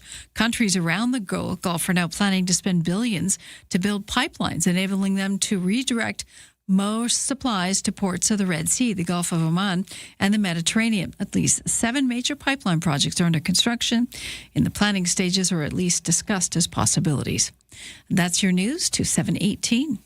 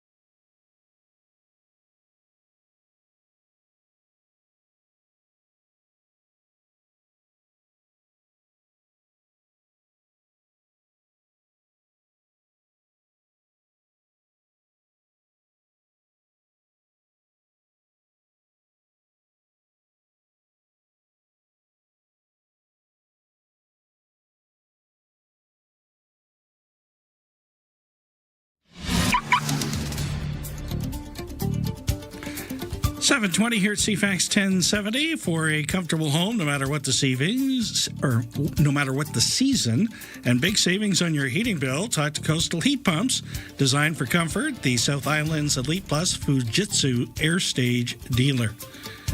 Things lighter than usual on the Trans-Canada Victoria bound at this hour. There's a little slowdown around Island Highway. Picks right back up again. Another little slowdown around the hospital. Picks right back up again. And it's all yellow zone. It's not any red, which is always a good sign.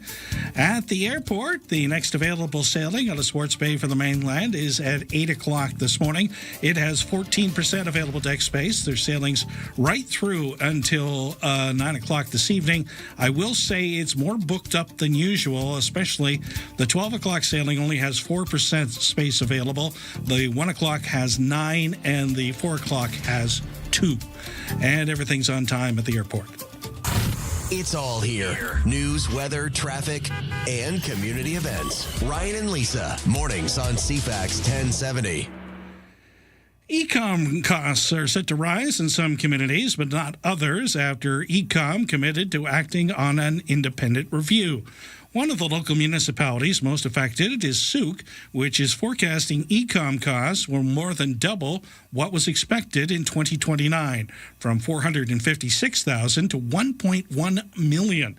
Souk Mayor Maya Tate joining us now to talk about the situation. Good morning, Your Worship.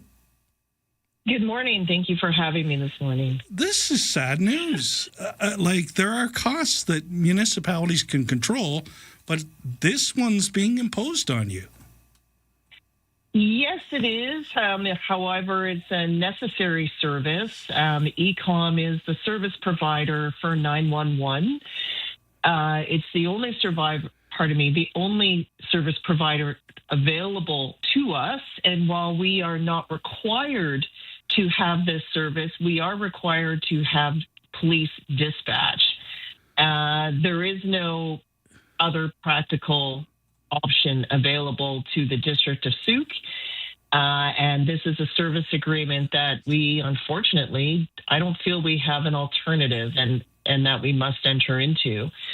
And listeners may know that we've been advocating for other alternative funding to help offset this cost, something like a cell phone levy that you see on provincial bills in other provinces, and that's been advocacy to the province. However, to date, we have received no movement on that.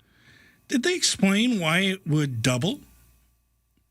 Well, what they've actually done is they have rising costs through the next gen services. There's some technical pieces I don't fully understand, but they are using their reserve actually for the next 2 years. Otherwise, we would have jumped from the $430,000 that was paid in 2026 to over $700,000 in 2027. So they're using their reserve, some surplus to keep costs down over the next 2 years to phase it in. But we would be rising to over $1.2 million by 2030. And so we felt it was necessary to raise this matter to both council and the public, because in our financial plan, we were using the increase that was provided when we just recently. So we were going with about a 1% property tax increase year over year, not the jumps that have been outlined in this letter. Is there anything you can really do about this? We're getting more information. So the letters that we've received, we appreciate them sending this. And we've asked our staff are looking for more detailed information so we can explain it, because it seems that our increase is much higher than others. So is this covering off the whole geographic area out to Port Renfrew? Is it just the District of Souk proper? Getting more background. We'll be writing advocacy letters. We've already requested a meeting with the Solicitor General, because our challenge in a growing community is the need to also expand other related emergency services, including our CMP and fire, as well as bylaw other services. But those services are also costly. And now it seems we would be forced to choose between adding more boots on the ground just to sustain the 911 call. And that's a tough call for a municipal government to make, because you're getting squeezed on so many other things. We are, and our residential taxpayers, our property taxes is primarily on the backs of homeowners. So close to 90% of our property tax bills is just residents. We have little to no industry here and some commercial. And while we're doing our utmost to increase those shares of commercial and industrial taxes, it's not necessarily our timeline that matters. It's really working with developers to get to get that underway. So in the meantime, decisions are made. Even the cost of policing is increasing. We're responding to more medical calls because the province has not increased ambulance services. We don't want to leave residents or visitors without necessary medical response. And now we have this cost. So we're just stuck with it. Our advocacy to the province seems to have gone nowhere. And in fact, this was raised by local governments way back in 2011 up in the Caribou, likely because they saw mobile phones or cell phone use increasing with landline use decreasing. So once upon a time, it was determined how to put a levy on a landline, a rotary phone, but it cannot seem to put it on a mobile phone. And that is, so many folks use mobile devices to call 911 rather than a landline, which are fading out. How many listeners right now have a landline in their phone, in their house? Correct. Maybe I'm using a cell phone right now to talk to you. And I have one right here beside me on the screen. You talked a little bit about next generation 911 infrastructure. What does that look like, and how does that fit into all this? That's all part of what ECOM uses to provide the service. And from my understanding, all of that is being absorbed by local governments, and there has not been any investment by the province, or maybe there's some, I'm not aware of it. But largely that infrastructure to deliver this service is on the backs of local governments. And so ECOM itself is run out of the Lower Mainland. The board itself is comprised of Lower Mainland local governments. So I can see why they're trying to find a way to assist us, perhaps, by using their surplus because they understand local government and the cost pressures.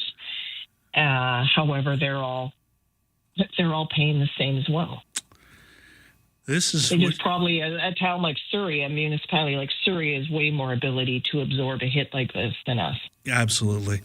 Well, thanks for joining us, and thanks for the continued advocacy. And I know you've got other municipalities, especially on the West Shore, that seems to be dealing with the same problem. And best of luck as you try to move it forward. We'll continue on, and the best we can do is see a different way for local government financing to happen. The property tax framework was introduced in BC in the 1800s under the reign of Queen Victoria, and yet we're responding now to modern challenges and a different future. So maybe it's time to replace that antiquated system with something that actually works and serves the best interests of everyone in communities across BC. Thank you. Thank you, Your Worship, and thanks for joining us this morning. You bet. Have a safe day. It's a hot one out there, so take care, everyone. From CFAX 1070. Here's what's happening around the island. Victoria Symphony presents Symphony in the Summer Festival, July 10th through August 9th. Details at victoriasymphony.ca. Catch all the excitement of summer baseball with the Victoria Harbour Cats. More info at harbourcats.com. Have an event you want featured on CFAX 1070? Text us at 71010 to be featured. Get more event info at CFAX1070.com. If it's happening, it's here. CFAX 1070.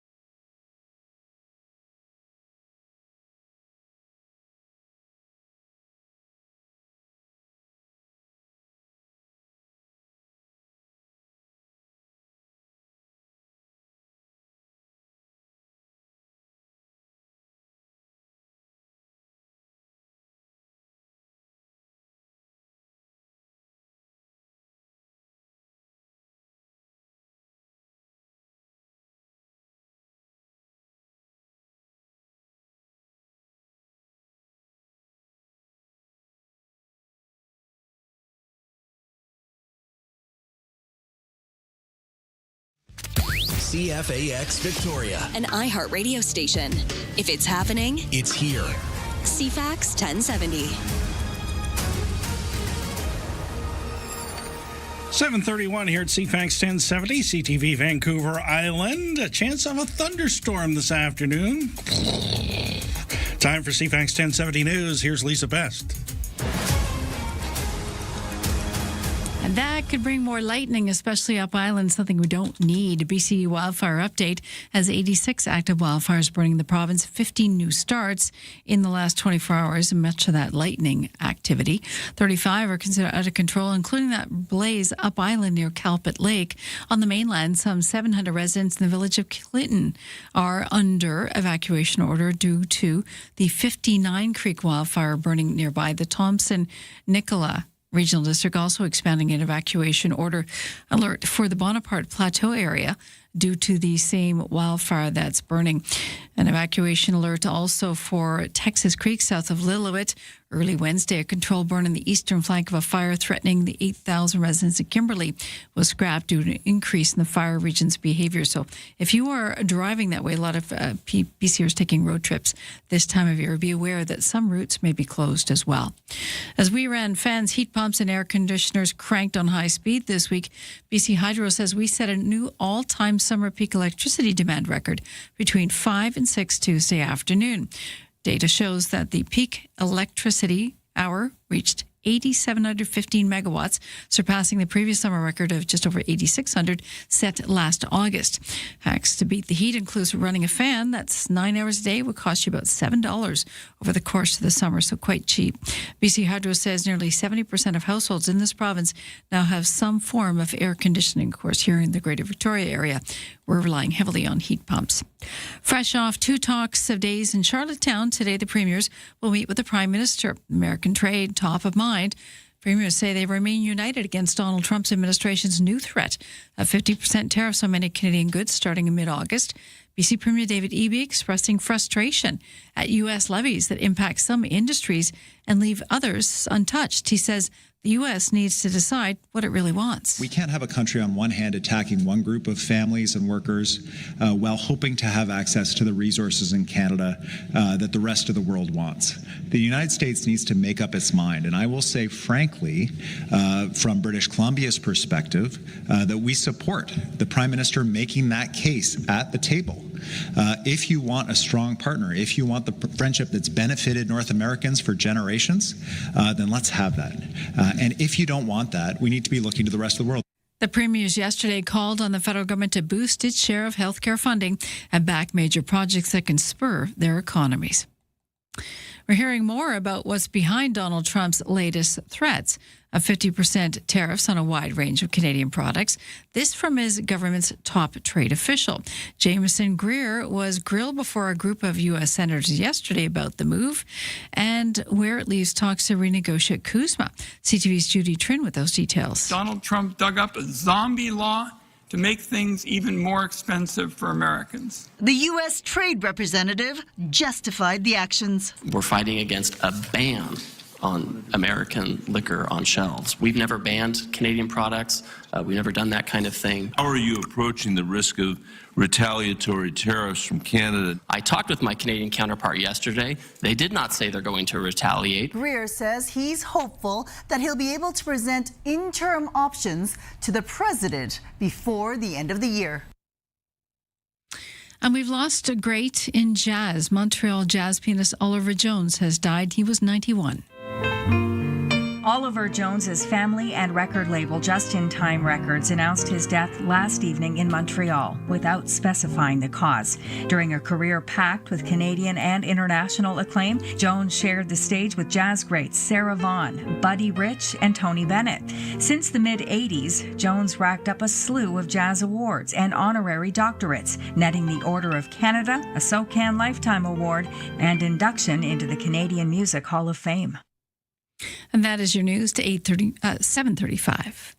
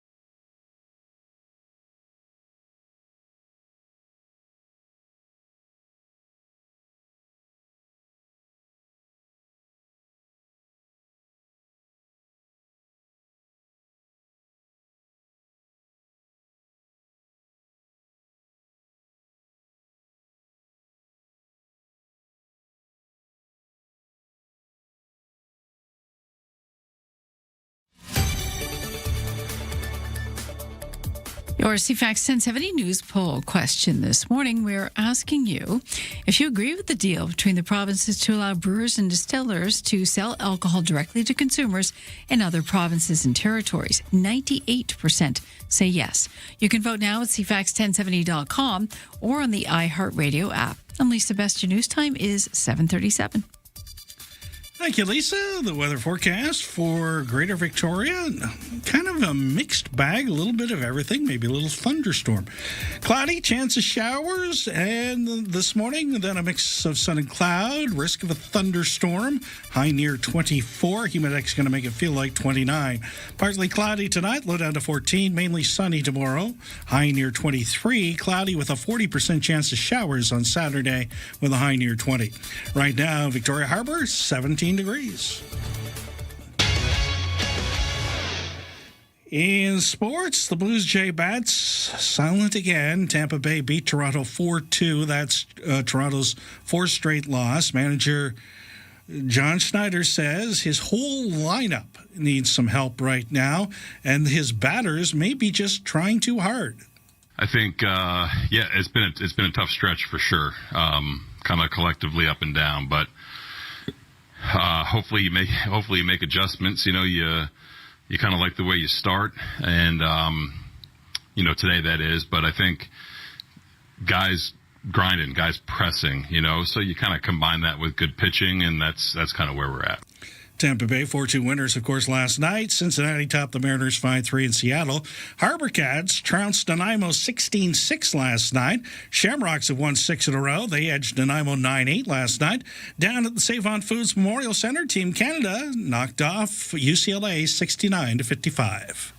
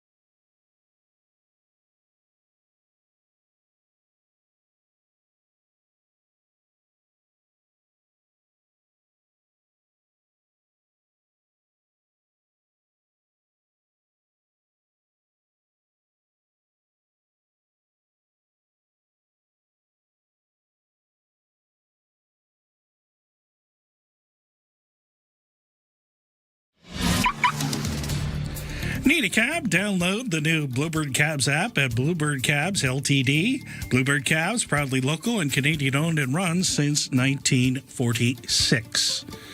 Checking your highways in and around Greater Victoria at this hour. The Trans-Canada's a little busy as you approach Island Highway, Victoria bound.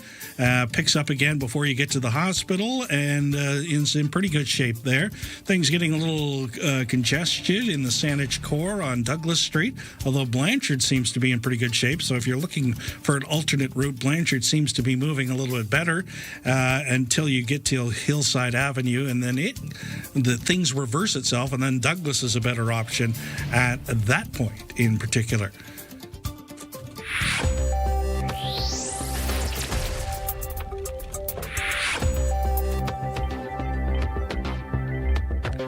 Checking the markets at this hour, the TSX is down 187 points at 35,297. The Dow Jones down 509 at 51,709.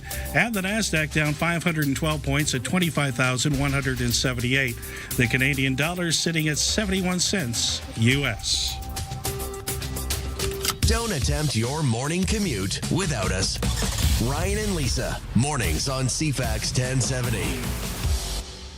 And we got a little update from Mayor Tate about the 911 service. Mm-hmm. The province has invested into that new generation 911 for the modernization from analog to digital form, costs now transitioning from the province to the local government. That's good news. So thank you for the update about that and making sure we set the record straight. Of course, we in radio often leave the mic open when we shouldn't. Oh, what happened? Not to me. Oh, okay. So, but to somebody else. It's not us, it's you. It's not me. So this happened in Sacramento, California. The mayor and vice mayor of Sacramento were caught on the mic talking about ways to remove disruptive people from city council meetings. The vice mayor could be heard telling the mayor what the process is for removing someone. Oh. We should go over this disruptions thing because if we want to ban somebody in the future. Here it is again, because it's really quick. We should go over this disruptions thing because if we want to ban somebody in the future. Seconds later, she realized the microphone was still on, lunged forward to turn it off. The Sacramento Bee says it came during a recess that began after an audience disruption. Mm-hmm. Yeah. If there's a mic in the room, you should just assume it's on. That's actually what they teach people in public relations school. Yes, as a journalist, yes. If broadcast journalism, if there's a microphone in the room, assume it's on. Yes. And yes, there are rules. You're supposed to tell somebody and all that stuff, but... Well, they did sort of, kind of. Everyone at once. Everyone got to know in real time. I think it's pretty cute. Well, not for the person receiving it. So, but however. We know those things happen more. Some of the classic ones are like... become human interest. Yes, they do. There's a lot of fun to be had by listening into what's going on behind the scene. Can be. Yes. Depending on how colorful it gets. There was a recent one earlier last month, actually, on a more or less local station. Yes. Didn't realize the mic was open. And it was very colorful language that was shared, raising some eyebrows. However, we all fall prey to it at some point. Yes. So, we're human. Yeah.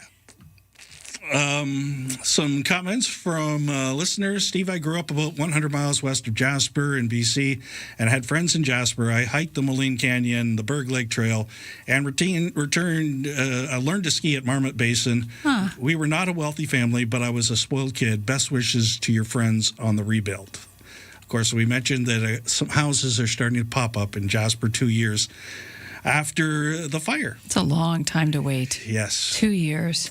And some of the housing they brought in, it's similar to the work camps you would see in Fort McMurray. Okay. To sustain people through so that the community can, because you still got to generate the revenue and everything else to make things work. So people were still working in Jasper even last year. So temporary housing? Yeah, temporary housing, okay. Whatever they needed to survive and get through. And I think that's another reason why Jasper might have been more successful so far than Lytton is because you had that. You brought in the housing, so people still had that attachment to the area, and it was just necessary too because you're in the middle of a national park. You still got to run the park, right? So they got some help. So thank you for that comment. That actually is I loved his selection. Of places in Jasper. Marmot. Moline Canyon, that was one of the places most affected by the fire. Okay. There used to be this really nice, it was a tea house at one point, and they modernized it into this wonderful restaurant that had the best beef brisket you'll ever have. It's gone. Wow. The Berg Lake Trail is actually in Mount Robson Provincial Park. And they've had some issues there due to climate change as well with debris coming down onto the trail. So they've had to rework that. And Marmot Basin, the ski hill was the road up really had a lot of damage because, as we've found out, when you put out a fire, that means that the trees aren't there that stabilize the land. And when you're going up a very steep hill, like you went up to Marmot Basin, that causes a problem too. Right. Because you got to rebuild all the infrastructure on the road. And that's what we had on the way to Bamfield too. Exactly. With the fire basically crossing the highway. Hydro poles were taken out, trees were taken down. It was a mess. The fire leaves a mess behind, so it takes a while to rebuild. So thank you for your kind comments, for sure. 7:46, here's Lisa with your news headlines. Thank you, Stephen. Good morning. Stats Canada reporting retail sales rose 1% to $73.7 billion in the month of May. The agency says sales at gas stations and fuel vendors posted the large jump for the month, boosted by higher prices. In volume terms, overall retail sales rose 0.3% for May. Stats Canada says the advanced estimates suggest retail sales increased 0.4% in June, but caution, of course, that figure will be revised. As WestJet faces turbulence, 4,400 flight attendants threatening to strike as soon as August 2nd. Yes, that is 10 days from now. 11,000 Air Canada technical operations, maintenance, and operational support group staff have ratified their new contract with the airline. Air Canada says its new collective agreements with all of its major unions follows the expiration of the previously long-term contracts. That means 6 new collective agreements have been ratified at Air Canada this year. Now, Air Canada Chief Executive Michael Rousseau says the airline is well positioned to advance its strategic plans, and chances are take some WestJet passengers with them too. And a new study has determined that black skin lesions found on catfish in eastern parts of Canada and the U.S. are a transmissible type of skin cancer. University of Vermont studied this cancer that spreads from fish to fish like a parasite. The disease is only the 4th form of transmissible cancer ever documented in the wild. Researchers began the investigation on a lake that straddles Quebec and Vermont since at least 2012. Anglers and biologists have been reporting seeing an increase in brown bullhead catfish with raised black skin patches coming from the lake. That's your news to 7:48. From CFAX 1070. Here's what's happening around the island. Victoria Symphony presents Symphony in the Summer Festival, July 10th through August 9th. Details at victoriasymphony.ca. Catch all the excitement of summer baseball with the Victoria Harbour Cats. More info at harbourcats.com. Have an event you want featured on CFAX 1070? Text us at 71010 to be featured. Get more event info at cfax1070.com. If it's happening, it's here. CFAX 1070.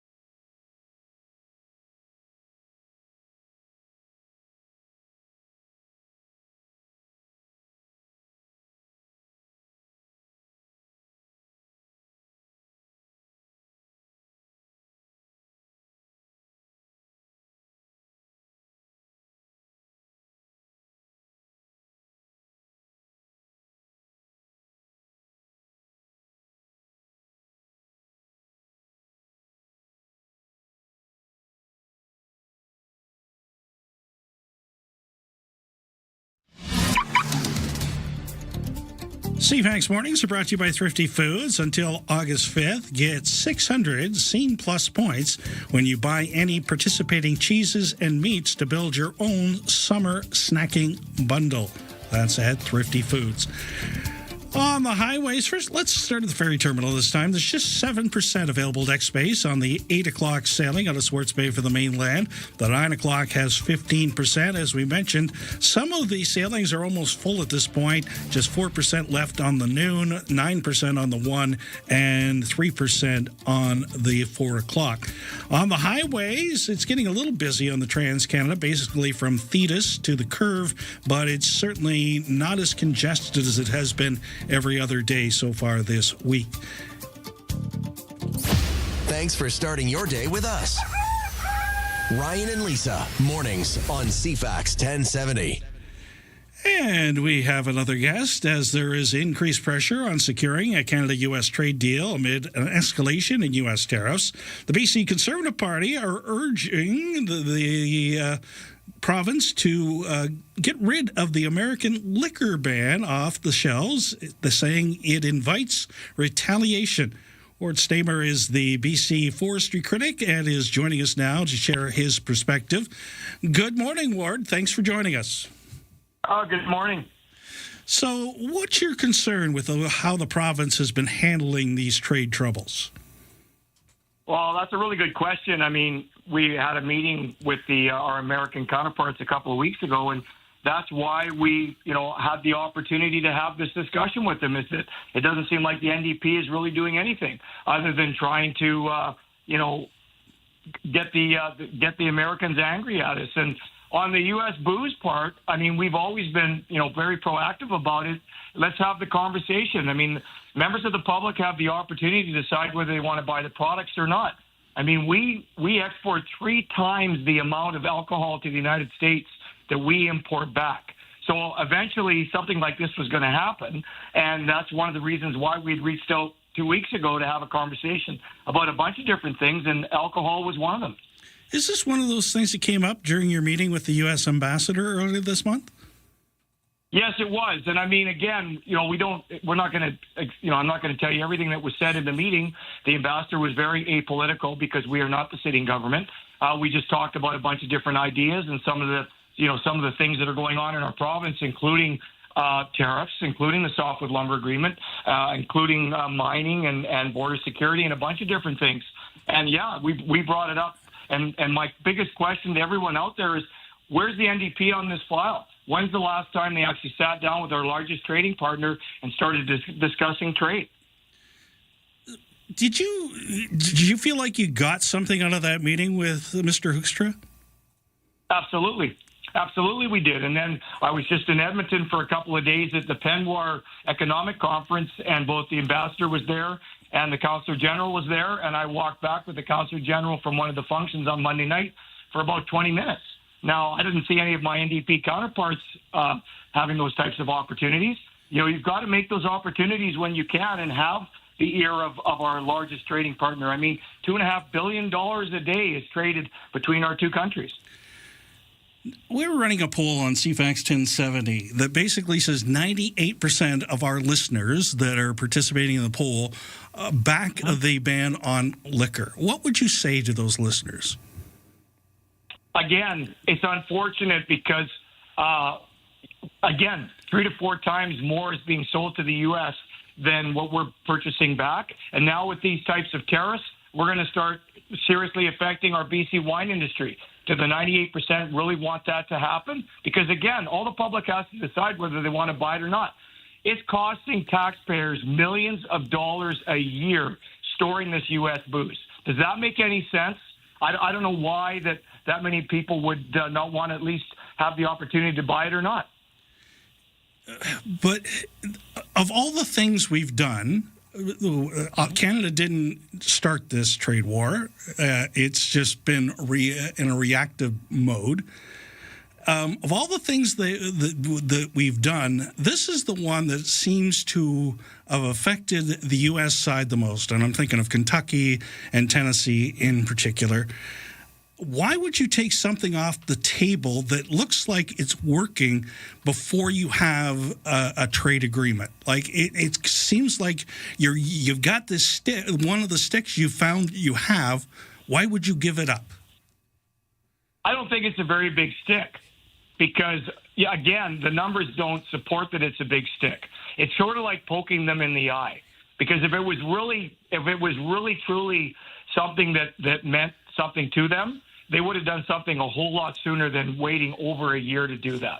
So I would disagree that it's really much of a negotiating position at all. I read a tweet yesterday by Ravi Kahlon that said that, when you guys had this meeting with the American ambassador, you capitulated. Well, first of all, they didn't bring it up. We did, and we didn't capitulate. We're working for BC, not against BC. So that's why I would disagree that is really much of a negotiating stick. This is more of a poke in the eye stick. Okay. It's still hard for me to understand that as a country, we've decided to do this. It's not just one province like BC. The only two that are not on board with this are Alberta and Saskatchewan, and originally they were, and they walked that back, and they can make that decision. BC's been a pretty staunch advocate of a Team Canada approach. Don't you think we need to be part of the general Canada approach rather than the BC-Saskatchewan one? I would suggest, you mean the Alberta-Saskatchewan? Yeah. I would suggest if you actually look between the lines, the Prime Minister said the provinces have the ability to do whatever they want to do. And right now, it's winning for Alberta and Saskatchewan. Look at some of the deals that they're signing on the energy side of things. And look how well our federal government did with the Gordie Howe Bridge. I mean, we were supposed to get the revenue back from that bridge until it was paid for, and then it was going to be shared 50-50. If you want to talk about capitulation, what did our federal government go and do? They set up a deal where it's going to be 50-50 from day one on the 27th of July, and 100% of that economic development fund is going to be controlled by the Americans. So if you want to talk about capitulation, let's talk about the federal government. Thanks for joining us this morning and bringing the tariff issue back to the front burner. Much appreciated. Well, you're welcome, and I hope that we can actually do something meaningful on this file and get BC back to work again and not have forestry workers being continually laid off. Ward Stammer is the BC Conservative Forestry critic.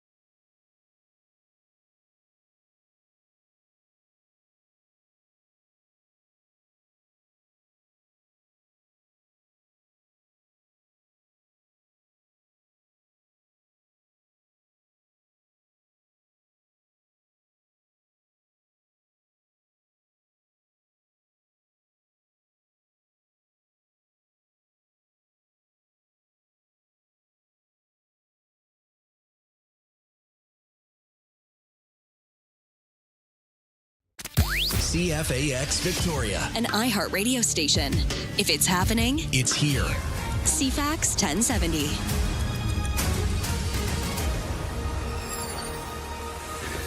Good morning, Vancouver Island. It is Thursday.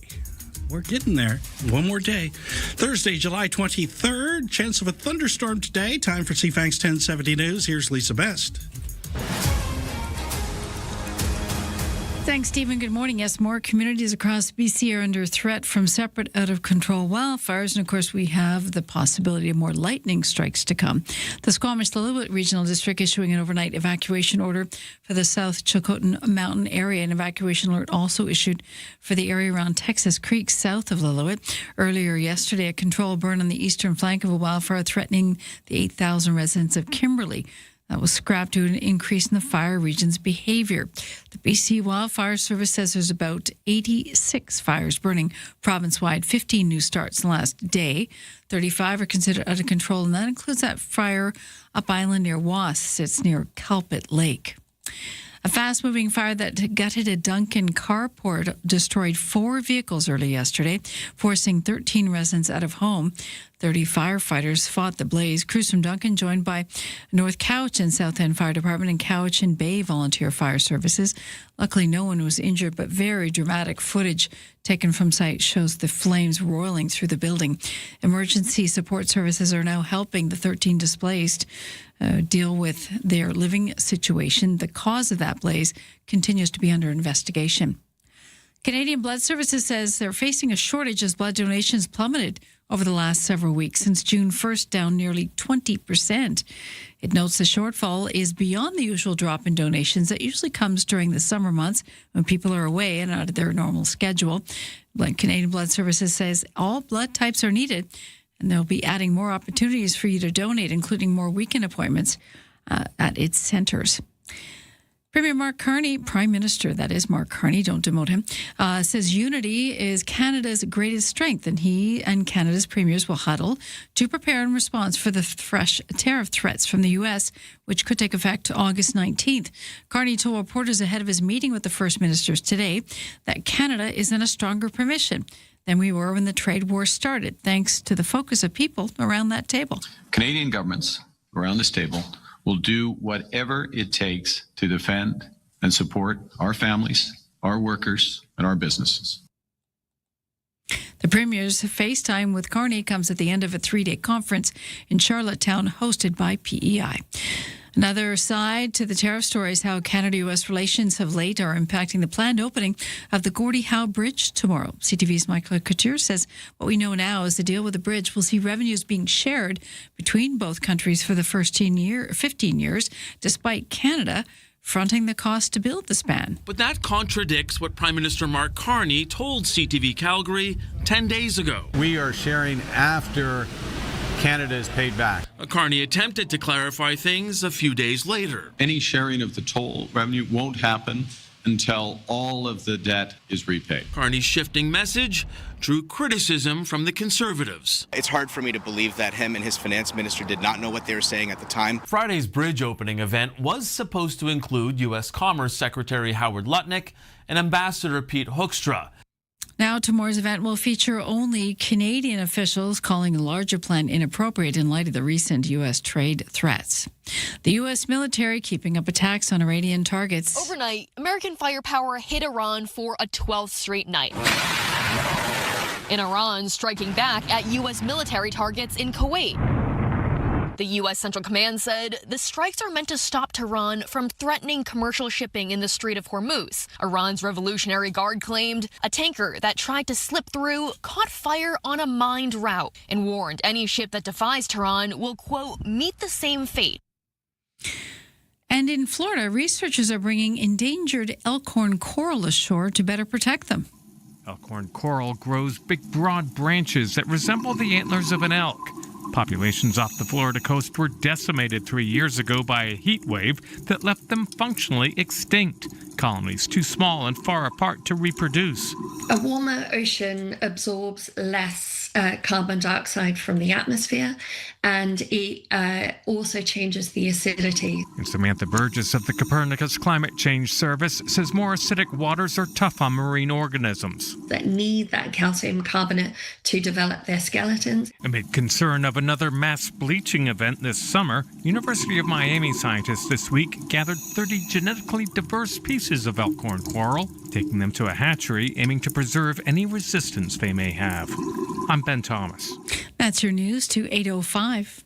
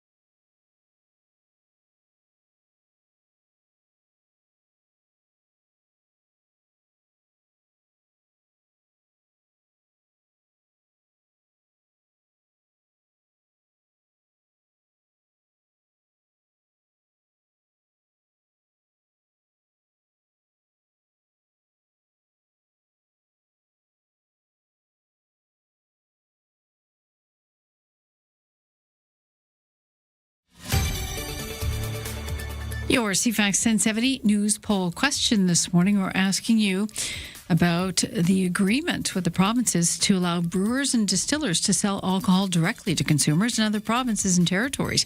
98% like the idea. You can vote now at CFAX1070.com, also on the iHeartRadio app. I'm Lisa Best. Your news time is 8:06. Yeah, I got that wrong. I quoted the wrong poll. I shouldn't have quoted the CFAX poll, and the listeners pointed that out to me, and you're absolutely positively right. The poll I should have been pointing to was a Nanos research poll that indicated 82% of Canadians support boycotting U.S. alcohol imports. So I got that one wrong, and I will beg forgiveness But from still, the listening it wasn't the news poll, but we still have over 80% of Canadians saying that we should stay the course. The thing is with BC, with alcohol here, private companies can still sell it. Private distributors can still sell it, right? Yes, they can. Right. So it's just BC liquor stores where you can't find American booze. So it's kind of like a banned light, as it were. You can still find the products you want, but we're basically putting a line in the stand with the U.S. and telling them, well, this is what we want. It's bourbon, Kentucky bourbon distributors have made a fuss about it because I guess we drink a lot of that in Canada. Yeah, there was basically a quote in the Senate. How can we get Canadians to buy Jack Daniels again? I had no idea we imbibed that so much, but the other thing one of the listeners is questioning is my comment about the bridge.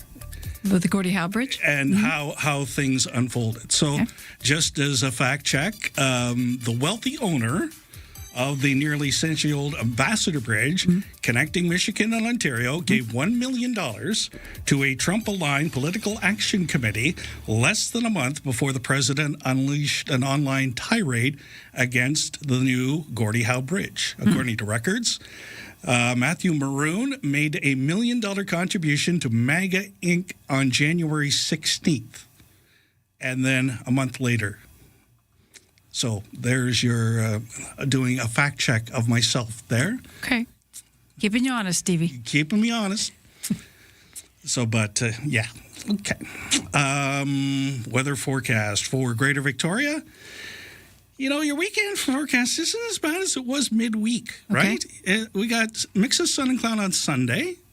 Cloudy with a 40% chance of showers on Saturday. We're down to 40. It was way higher than that before. Yes, it was. It was 80. Yes. Today, 30% chance of showers early this morning, then a mix of sun and cloud. There's a risk of a thunderstorm with a high near 24. Partly cloudy tonight, low down to 14. Mainly sunny tomorrow with a high near 23. All the heat warnings across the island are no longer in effect. Right now in downtown Victoria, it's 17 degrees. Checking sports, Shamrocks 6 in a row now. Edged Nanaimo 9-8 last night. They have 2 games left in the regular season. They host Burnaby in the final regular season home game on Sunday, but they've clinched home court advantage for the entire playoffs. Harbor Cats trounced Nanaimo 16-6 last night. Blue Jays lost 4-2 to Tampa Bay. Cincinnati topped the Mariners 5-3. The Whitecaps fell 4-3 in Cincinnati. The NFL Thursday nighter, Edmonton visiting Saskatchewan. Team Canada knocked off the defending NCAA champions, UCLA, 69-55 at the Save-On Food Center last night.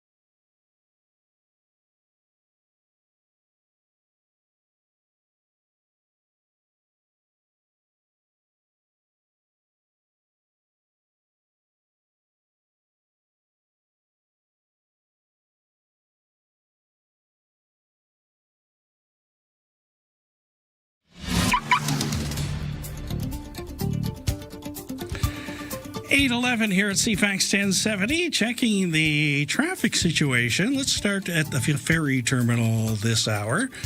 And the next available sailing's at 9 o'clock. It has 12% available deck space right now. Checking your situation, lighter than normal volume on the Trans-Canada Victoria bound. A couple minor slowdowns, but things are flowing nicely.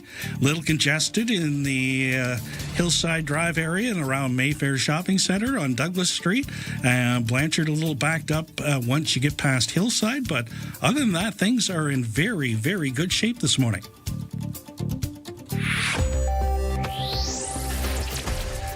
TSX down 212 points at 35,272. Dow Jones off 499 at 51,719. The S&P 500 is down 93 points at 7405, and the Nasdaq down 613 points at 25,076. Crude's up $5 at 91.89 after everything that's been going on in the Middle East over the last 24 hours.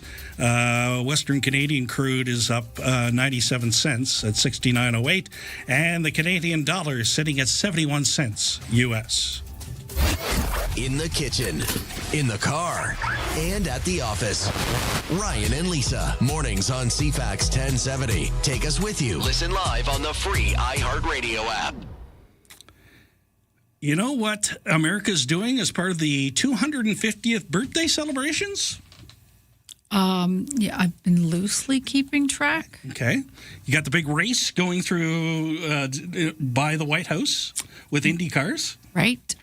But more importantly, okay, the world's largest hot dog has returned to Times Square. Let's see if we can get that working for you here. Whoop. Slippery hot dog. Slippery hot dog. Somebody put ketchup on it and ruined it. That's what did it.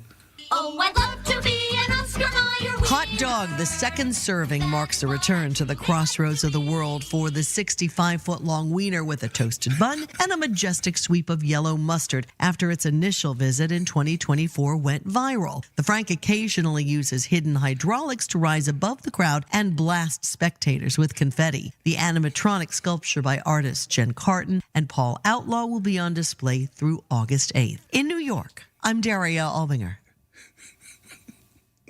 I would find it disconcerting, not even mildly, to be blasted with confetti from a oversized hot dog. Among the things on my bucket list, solid pass. Really? And but it's an you're in. Oscar Mayer wiener. Again, terrifying.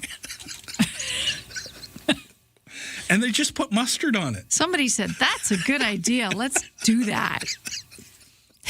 It's not even real, right? It's like a float thing? Yeah. Okay. Where do you find this gold? Where do you find this? This is my thing. I have to find two or three obscure little things that will have the listener and viewer talking. Yeah. So they're going to go to work and say, did you hear about the giant hot dog in New York City? Oh, it's like the art museum in Europe that smeared peanut butter all over the floor. Right.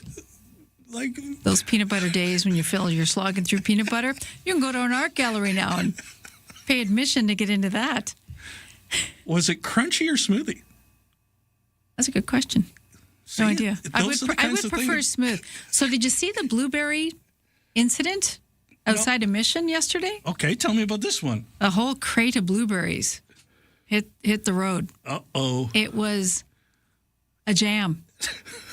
Traffic jam. But no, look at the time. See, now you're doing it to me. A motorcyclist actually slipped on it, and then they finally got barricades in place. They put some cones up, Steve. You'd be triggering over that. So, yeah, it was unfortunate. A lot of berries, went to waste, as we have, this time of year when we're moving things around. It was a massive crate of blueberries. So they were smeared all over the road. The cleanup happened, and this was outside of Mission. That is all. Okay. It wasn't a hot dog. 8:16 here at CFAX 1070, where we talk about weird stuff. Here's some actual news with Lisa. it's not weird, but certainly a sour note to that big concert planned for the Inner Harbour in early August. The Victoria Symphony Orchestra will not be involved in it. The David Foster Foundation putting out a notice yesterday saying that the symphony will not be accompanying orchestra, that is, David Foster and friends at the Foundation's free 40th anniversary Victoria Harbour concert. That happens on August 8th. The statement shares that David Foster remains dedicated to bringing a free world-class concert to Victoria to thank the community that has supported the Foundation for more than 40 years. So you can still look forward to an evening featuring more than 10 internationally acclaimed artists on stage. In the past 2 days, Canada's premiers spent hours round-table discussions to work out shared domestic priorities. Meanwhile, the Council of the Federation Conference in PEI, for the premiers requesting Ottawa renewing health transfer agreements to the provinces and territories that will begin to expire next year. They also want the federal government to commit to increasing the share of healthcare funding by 5% annually starting in April of 2028. Premiers are meeting face-to-face with Prime Minister Mark Carney today. Ottawa is assuring Canadian businesses that there will be help if the new U.S. tariffs that are being threatened come into effect on August 19th. Industry Minister Mélanie Joly says she's already begun discussions with business leaders to understand their needs. Joly says government will make sure to negotiate a good deal in the best interest of Canadians, but we are dealing with the Trump administration, which plans to impose 50% tariffs on a wide range of Canadian products, including wine, cement, even honey, starting August 19th. And that is your news to 8:18.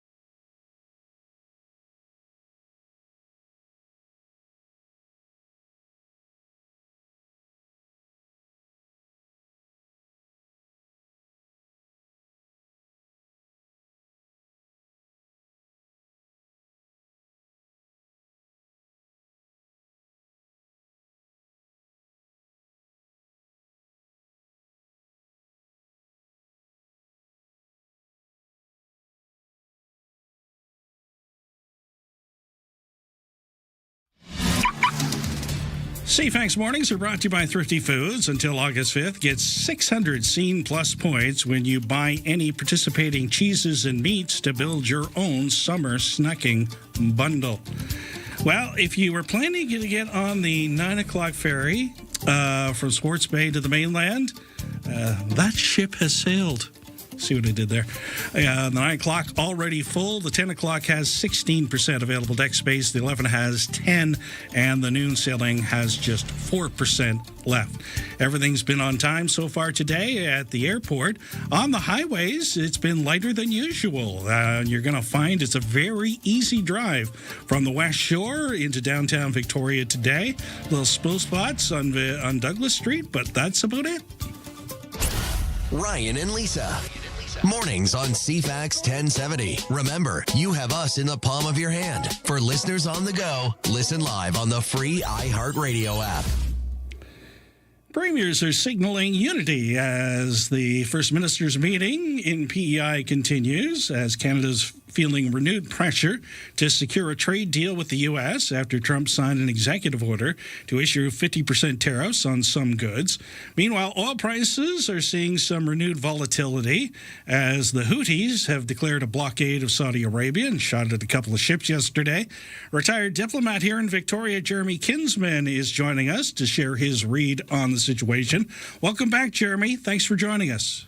Hi, Steve. My pleasure. So this is every day there's something new, and the Houthis sort of got the headlines with the shots at the Saudi tankers. Yeah, they did. They did. They're part of the mix now. You know, they're really three ways this war. It is a war can go. It can get better and return to the ceasefire that was negotiated in that 18-point plan in Pakistan. But to do that, it's got to confront the fact that the United States and Iran never really agreed on the two basic points that are dividing them, and that's one, the Strait of Hormuz, and Iran's belief that they have to impose some kind of tariffs to recoup some money, enough money to enable their reconstruction of their absolutely battered country through American and Israeli attacks, and two, the nuclear program and their right to enrich. So there's little what will I say, hope that that's going to happen. It's going to get better in the near future. Will it get worse? Will the war widen? That's what's happening. Yeah. And the Houthis, who are a proxy of Iran, operating against the government of Yemen, they're now throwing their capacity into the mix by stopping oil that comes from Saudi Arabia that exits on the other side of the peninsula through the Red Sea. And turning off that sort of escape route, if you want, for about 3 million barrels a day. So the price of oil is now back up over 100 barrels with tremendous impact on poor countries. It's not just Americans at the pump that are paying the price. It's countries that use fertilizer, and the long-term implications are going to last probably for generations. The third possibility, and it's the most probable, I guess, is that this thing is just going to settle in to a state of hostility with sporadic bursts of violence. That, frankly, is what Israel wants because it helps Netanyahu.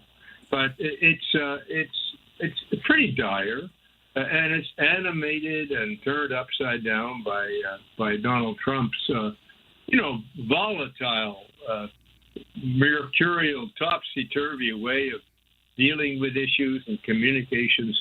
So it's not the stability, and certainly not the solution that the world wants. So there you have it, Steve. Well, two complicating things I noticed yesterday. First of all, one of them has been long-term. Obviously, the memo got issued from President Trump to Benjamin Netanyahu to stay out of this because as things have escalated, it hasn't included Israel yet. That's right. Israel's been told not to yet in this round. This is between the United States and Iran, who were the two parties to the negotiation, and Israel should not, having got the United States into this whole thing, should stay out of this phase altogether. That's right. It's not a pleasing outcome for Netanyahu, and he continues to roil the waters by poking up the violence in Lebanon, which is a factor for the Iranians. That is the future of Hezbollah, who is their proxy, but also a local force of considerable political consequence in Lebanon. So, yeah, that's definitely a factor. And the other thing I noticed yesterday, and it didn't get the headlines probably because of everything else going on, was the U.S. basically inked a deal to allow Saudi Arabia to intensify uranium towards a nuclear weapon. Well, yeah, they didn't put it that way. It's supposed to.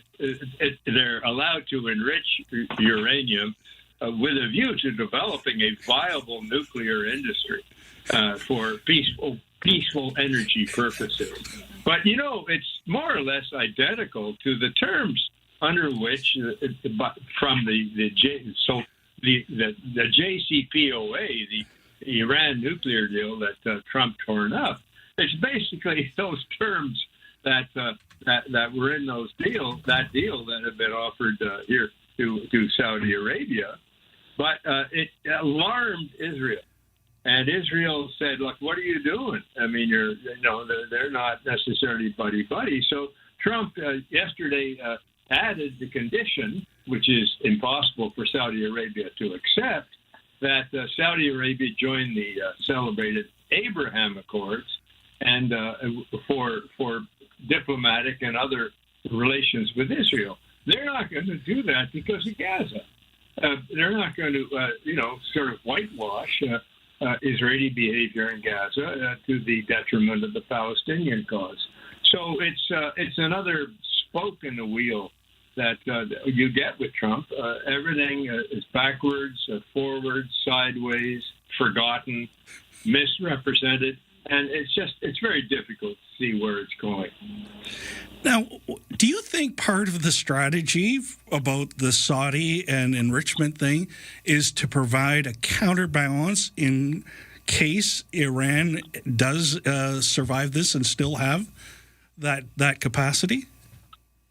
Well, yeah, I think, by the way, Iran is going to survive it. One of the great mistakes of Trump is to underestimate, Iran's resilience and to overestimate the power of bombardment from the air to change a country's mind. It's not working. I think that the deal with Saudi Arabia was also very, very much a U.S. business deal. I mean, it's not to support the development of a peaceful nuclear industry in Saudi Arabia for its own sake. It was for the sake of the American providers and partners in that. And it's, I think that was the primary purpose. Iran is going to hold on to the leverage that it has, and that's why they want some form of control over the Strait of Hormuz going forward. And they want to keep the leverage they have with their nuclear program. They have the right to enrich up to a certain point. The bar for enrichment for peaceful purposes is pretty low. I mean, it's a 3.5% enriched part of uranium, whereas nuclear weapons are vastly more, way up towards 80%. So, but nonetheless, they feel entitled to keep that. And it's something that the United States should go along with.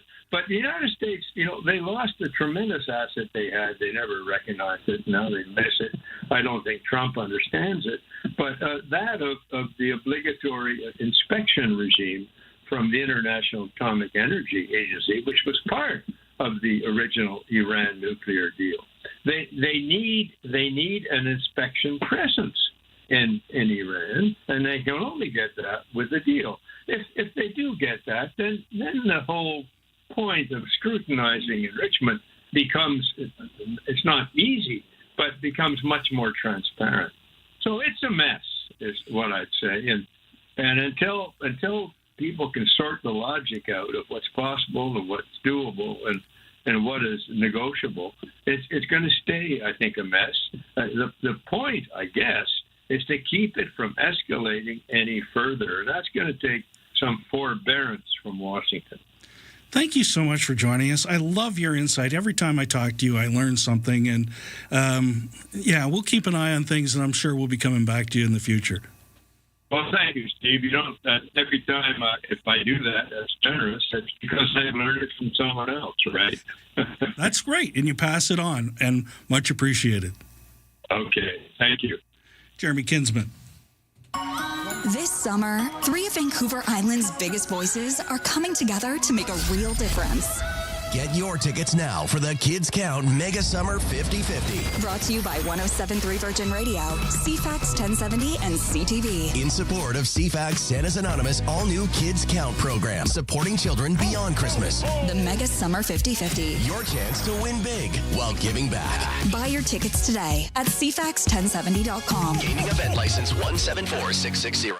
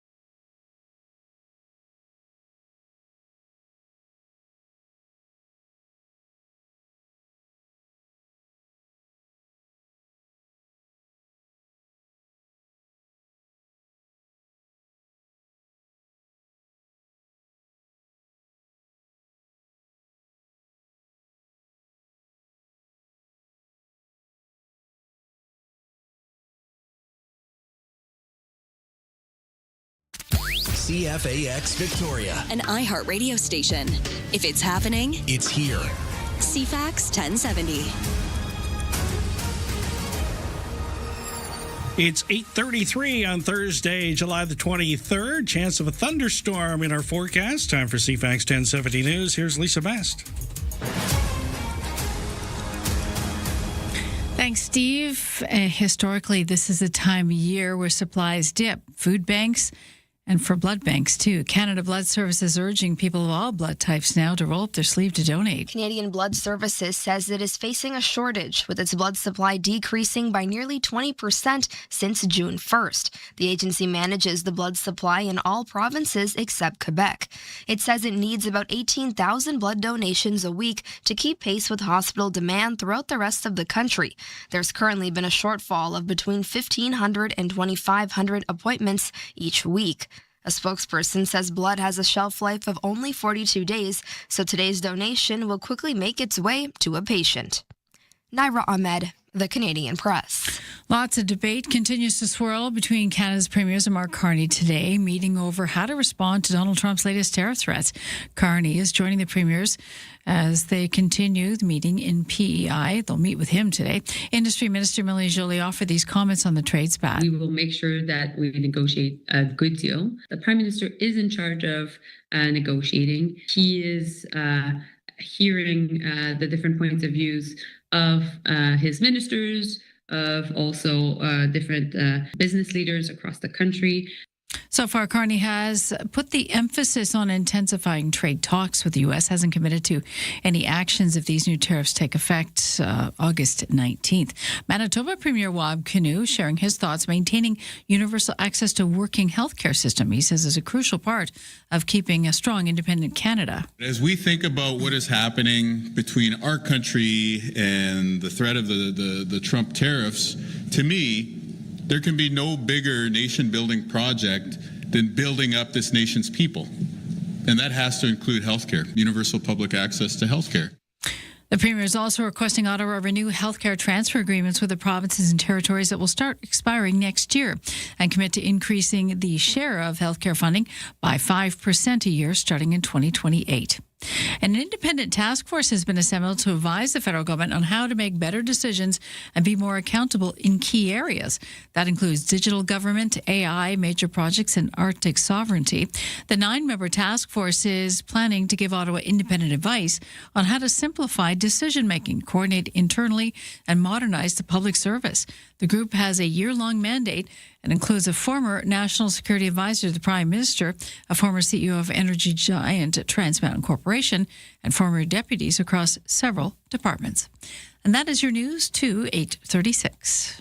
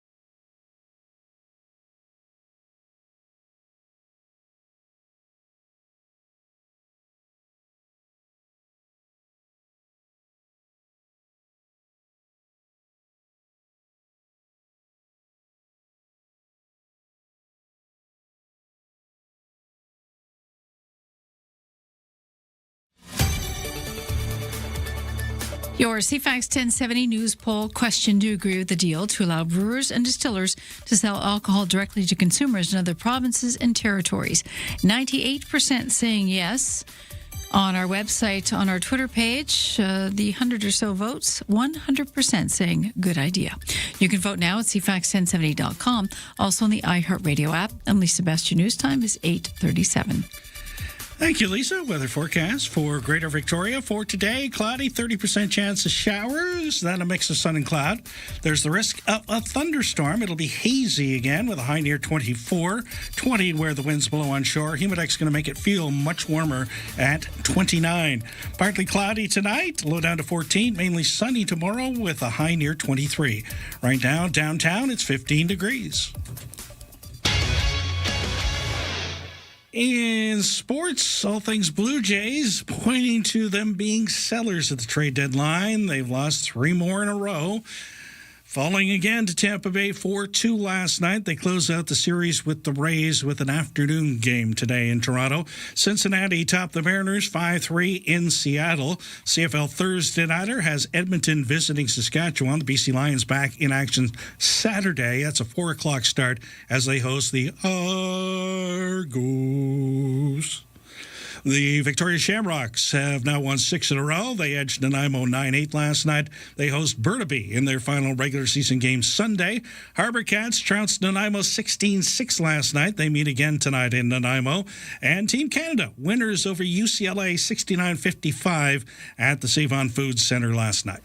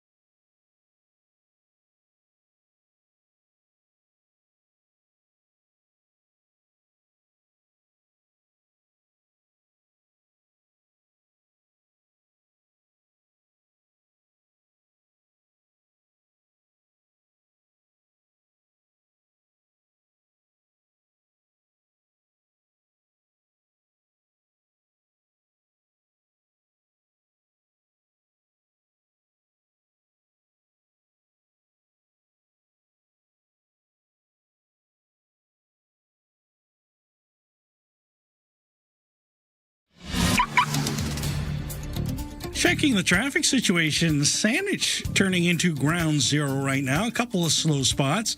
Helmken Road, as you approach Interurban, is real busy as you get close to the stoplight.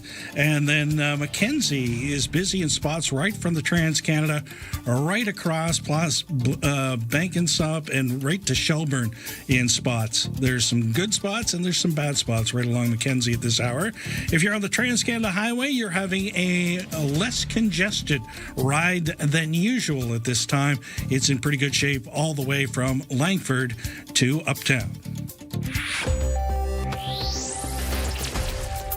Well, the markets, TSX is down 318 points at 35,167. Dow Jones down 605 at 51,613. And the NASDAQ is down 691 points at 24,999.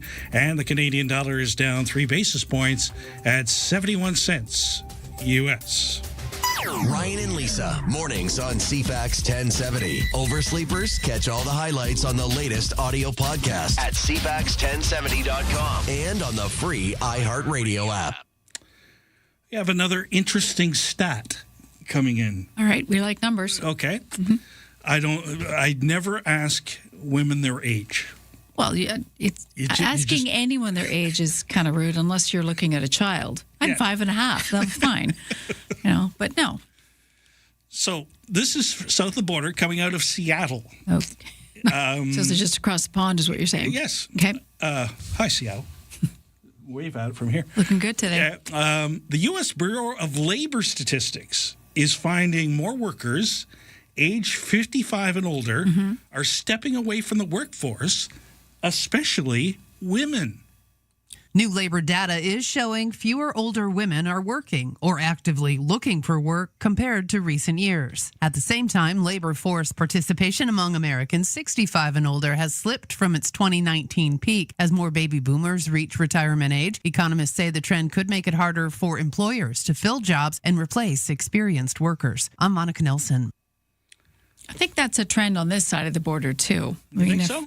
Well, I think if people can step away from the job, they will. Or if you don't like your job, or if you're just kind of done in your job, there's a point where you decide whether you're going to retire. At 55 seems young to retire.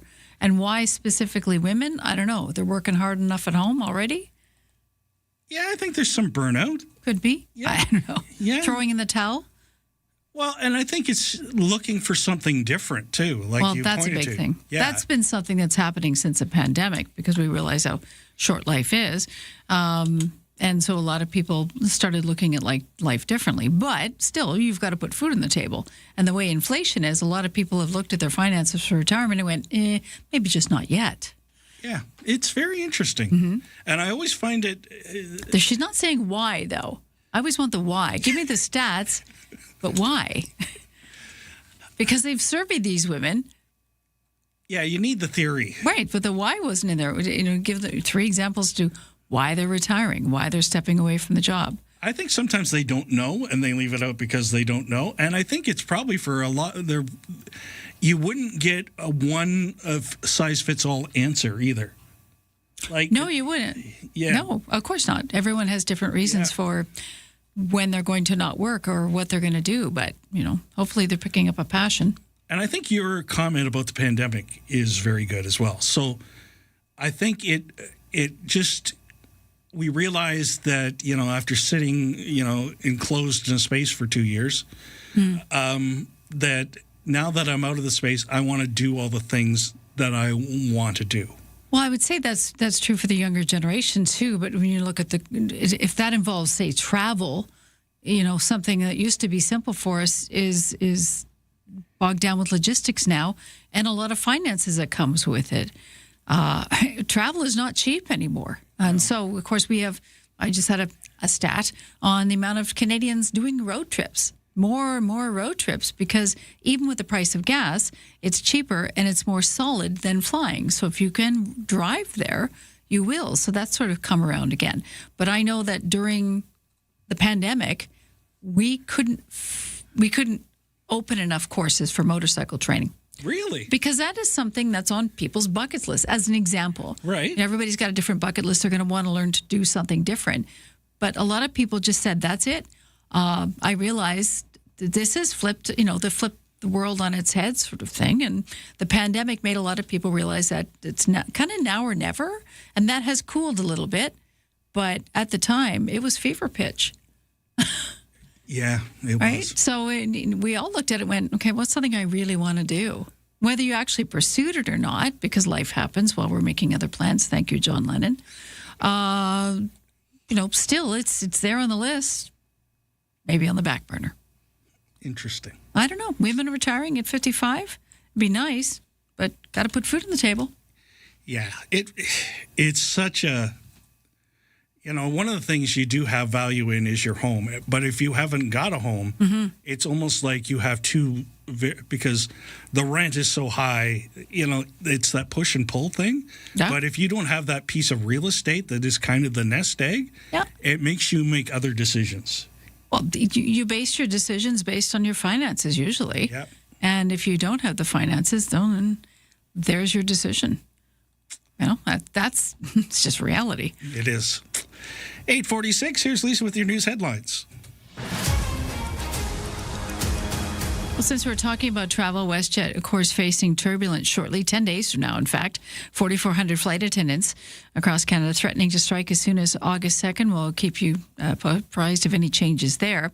But on the upside, 11,000 Air Canada technical operations, maintenance, and operational support group staff have ratified their new contract with the airline. Air Canada says its new collective agreements with all of its major unions following the expiration of the previous long-term contracts. That means 6 new collective agreements have been ratified with Air Canada just this year.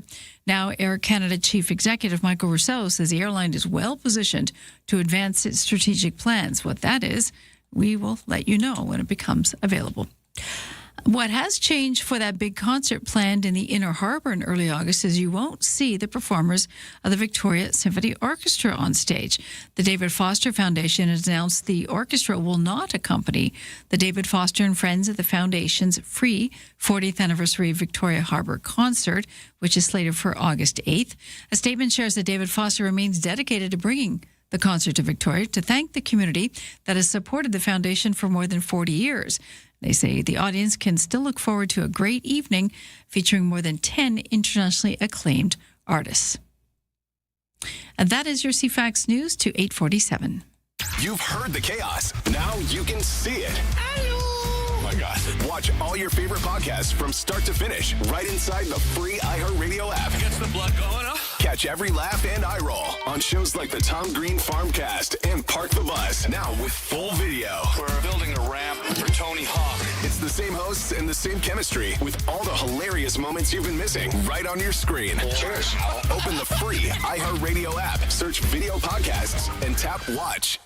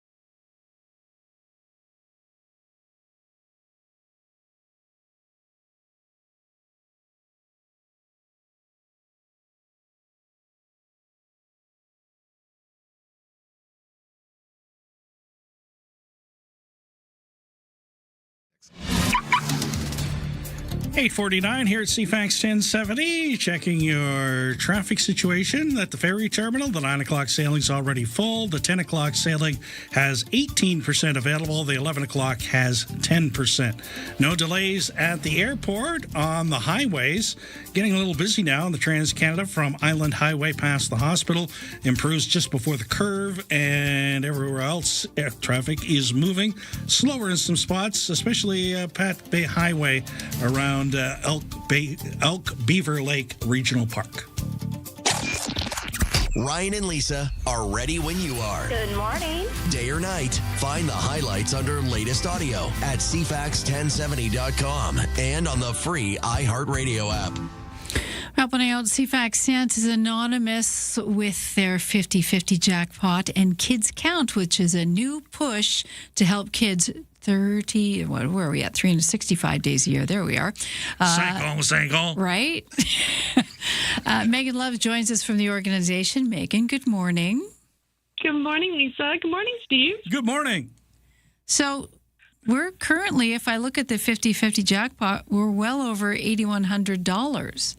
Pretty exciting. That is correct. Yes, it's been a really great jump this week, actually. So it's really great to see the community coming together. Our goal is 50,000, though, so we still got quite a ways to go. We got about 35 days left before the deadline on August 27th. So you're doing good. A little bit more to push. Yeah, 82.45 is where it stands right now. So if you know how 50-50s work, and most of us do, if we've ever been to any kind of sporting event in Canada. Cycle. He just loves saying the French of it. So basically, at this point, if you were to sign on, you would be taking well over $4,000 home to put in your own pocket, and $4,000 goes to the charity. So, of course, we want to go much higher than that because we need the money for our kids and our families. Megan, share where some of this money will be going, some of our lofty plans for this.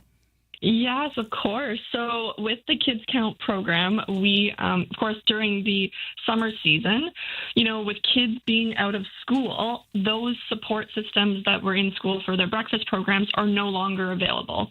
And that is where the food banks get extremely busy.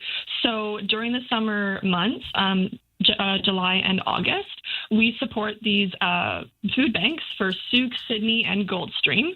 Last year, from having very successful funding from our incredible donors, we were able to donate $10,000 to each food bank.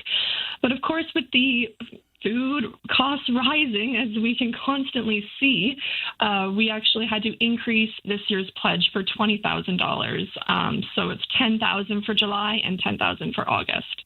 This is a trend. This is something that we're seeing that is new because in years past, we weren't giving to food banks the way we are now. And food insecurity seems to be front and center. Absolutely, and it constantly is for us at Santa's.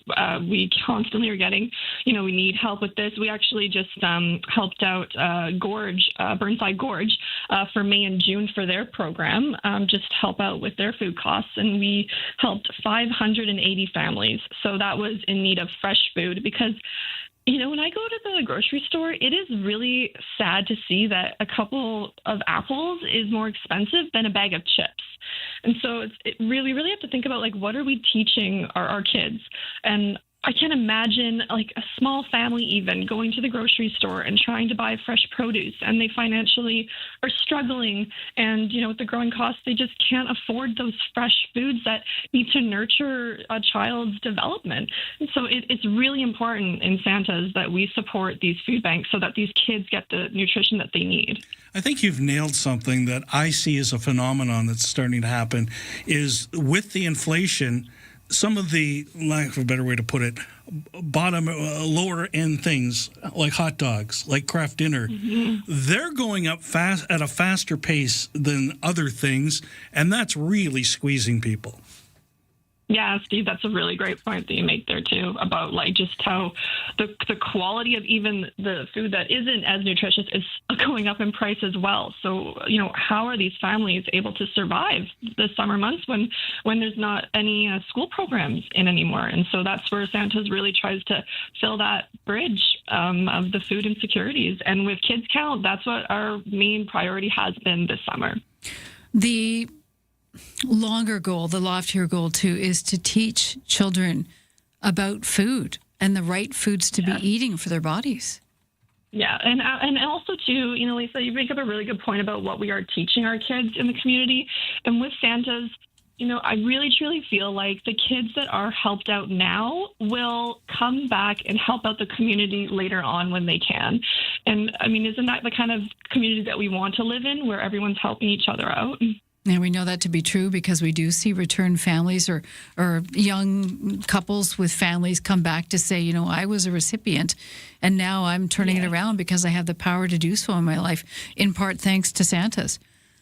Yeah, and that really is where it comes full circle. So let's talk about the website for a second. Kids Count alone, there's a number of categories you can donate to, and then we'll get into the 50-50. Yeah, of course. So we have education, greater good, hunger, mental well-being, and sports and summer camps, which is another one that we support too with the Kids Count program through our children's grant program. And that's where we help out with the camp subsidies for kids in the community. Helping them go to camp when they wouldn't otherwise. That's exactly it. Instead of being in the house and not creating friends and building skills and all that important things that you learn at summer camp. Yeah, because a lot of times when the parents are at work, the child just stays home. We know that to be true. Well, it's all parents can do is you're off for summer vacation, but I can't afford to send you anywhere. So, and the 50-50, how do we get involved with that? Well, you can go to CFAXsantas.com. There's a link right on our homepage, and you can also go to CFAX1070.com, and there's also a link right there. You can buy the tickets. The tickets are, for a single ticket, it's $10. For a pack of 5, it's $25, and for a pack of 20, it's $50. So you actually save money when you buy more tickets. But, it only takes one ticket to win, though. And I do really want to stress that, I know it is financially hard right now for families, and the times are tough. So, if you cannot buy tickets, please share our posts. It really does help to spread the word about our 50-50. 8200 and change is where it's at right now. So going to a good cause, over $4,000 going into your pocket if you can help us out for CFAX Santa's Anonymous. First time for this that we're trying this 50-50 jackpot on, but so far so good. Absolutely. We're very happy so far, and we need to put the community together, and we really need to help out these kids, and we want to keep feeding the kids this summer. Thank you, Megan. We appreciate it. Thank you so much.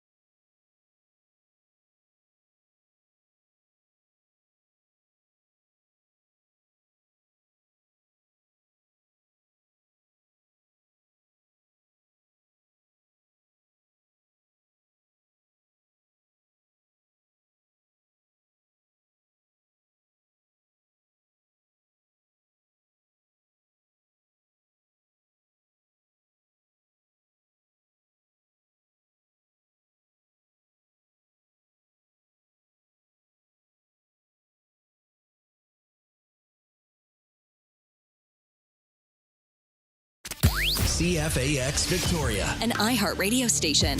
If it's happening, it's here. CFAX 1070.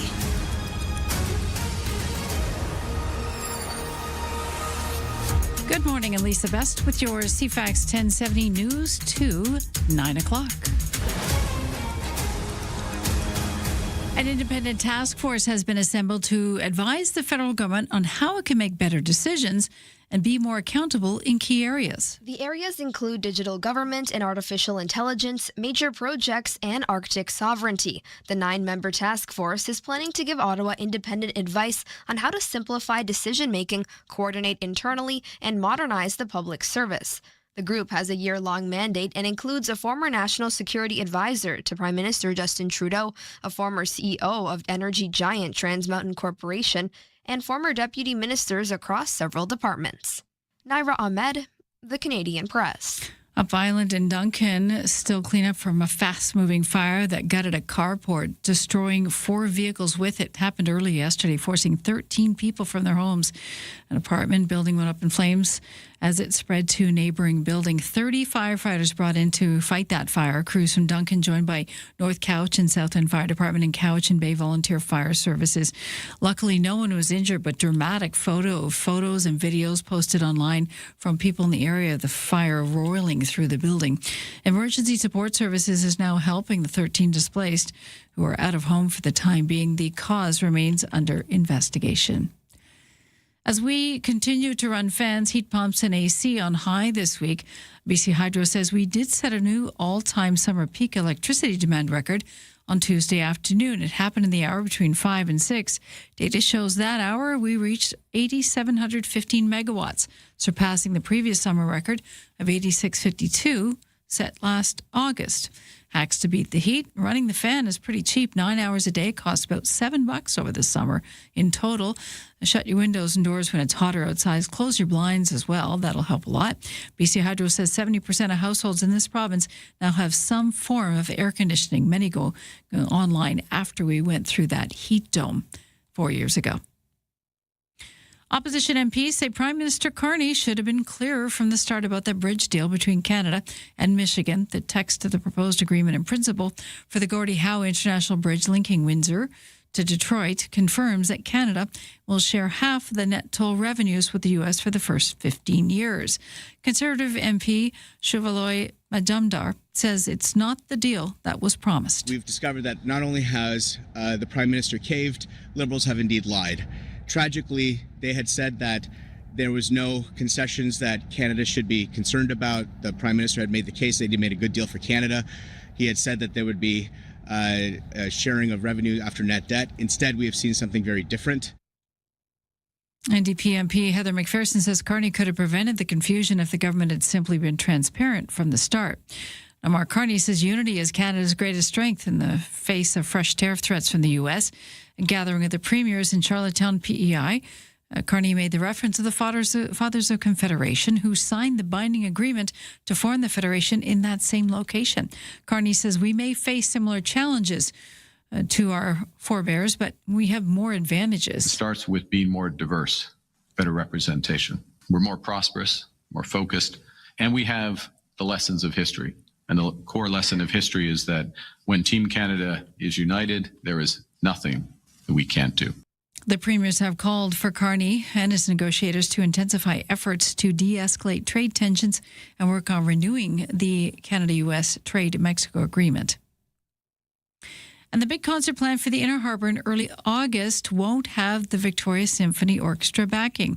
The David Foster Foundation has announced that the orchestra will not accompany the David Foster and Friends Foundation free anniversary concert on August 8th. The statement says they remain dedicated to bringing the world-class concert to Victoria and features 10 internationally acclaimed artists on stage. On your markets for Thursday trading, the TSX is currently down 325 points at 35,159. The Dow is off 563, 51,654.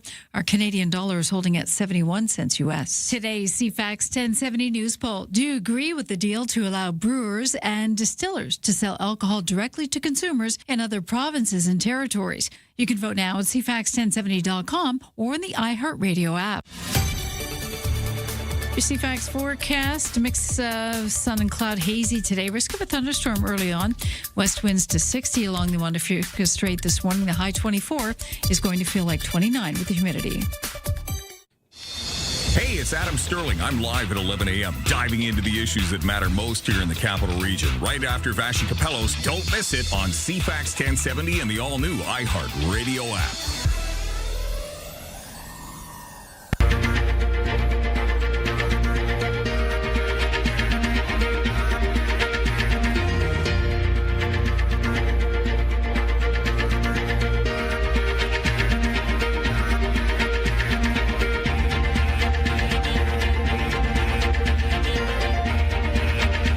This is the Vashi Capellos Show. on the iHeartRadio Talk Network. It's just a few minutes past the top of the hour, Thursday, July 23rd. I am your host, Vashi Kapelos, coming to you on a beautiful, sunny, warm summer day here in our nation's capital. Hope it's great wherever you are. Let's get straight to a rundown of what we've got on the program today and why. The Rundown.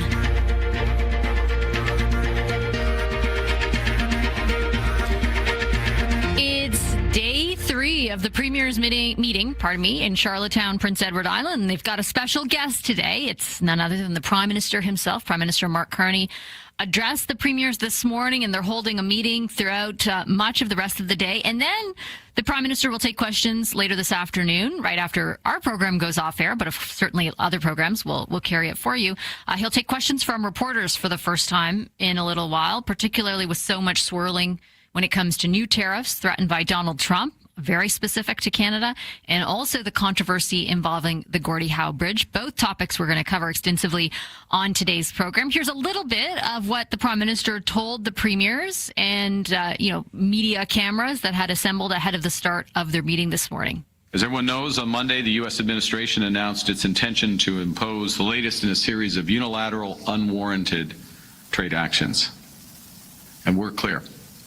Canadian governments around this table will do whatever it takes to defend and support our families, our workers, and our businesses. On his way into that meeting with the Prime Minister, Ontario's Premier Doug Ford was asked what he hopes to hear from Mark Carney. Well, making sure we stay united as Team Canada, making sure that we don't roll over and, as I've said, go on our back foot. We need a strong plan. I don't expect it today, but hopefully in the next 2 weeks. That's Ontario's Premier Doug Ford ahead of a meeting with all the other premiers and the Prime Minister. He also said he wants Canada to go on the offense in trade talks with Trump. Be on offense, put everything on the table. That's my opinion. I'm speaking for Ontario and Ontario only. Everything is on the table right now. So lots of unity, against Trump when it comes to, or against these tariffs in particular when it comes to the premiers, but some disunity in points of friction over how to respond, and specifically how to use the leverage that we clearly have in our energy exports like oil and potash. Doug Ford on one side, Danielle Smith and Scott Moe on the other. Here is Saskatchewan's Premier Scott Moe. I think it's incumbent on us as subnational leaders to support our government in ensuring that we can come to a conclusion, a renewed CUSMA trade agreement with our largest trading partner. And both Doug and I think, agree wholeheartedly on that.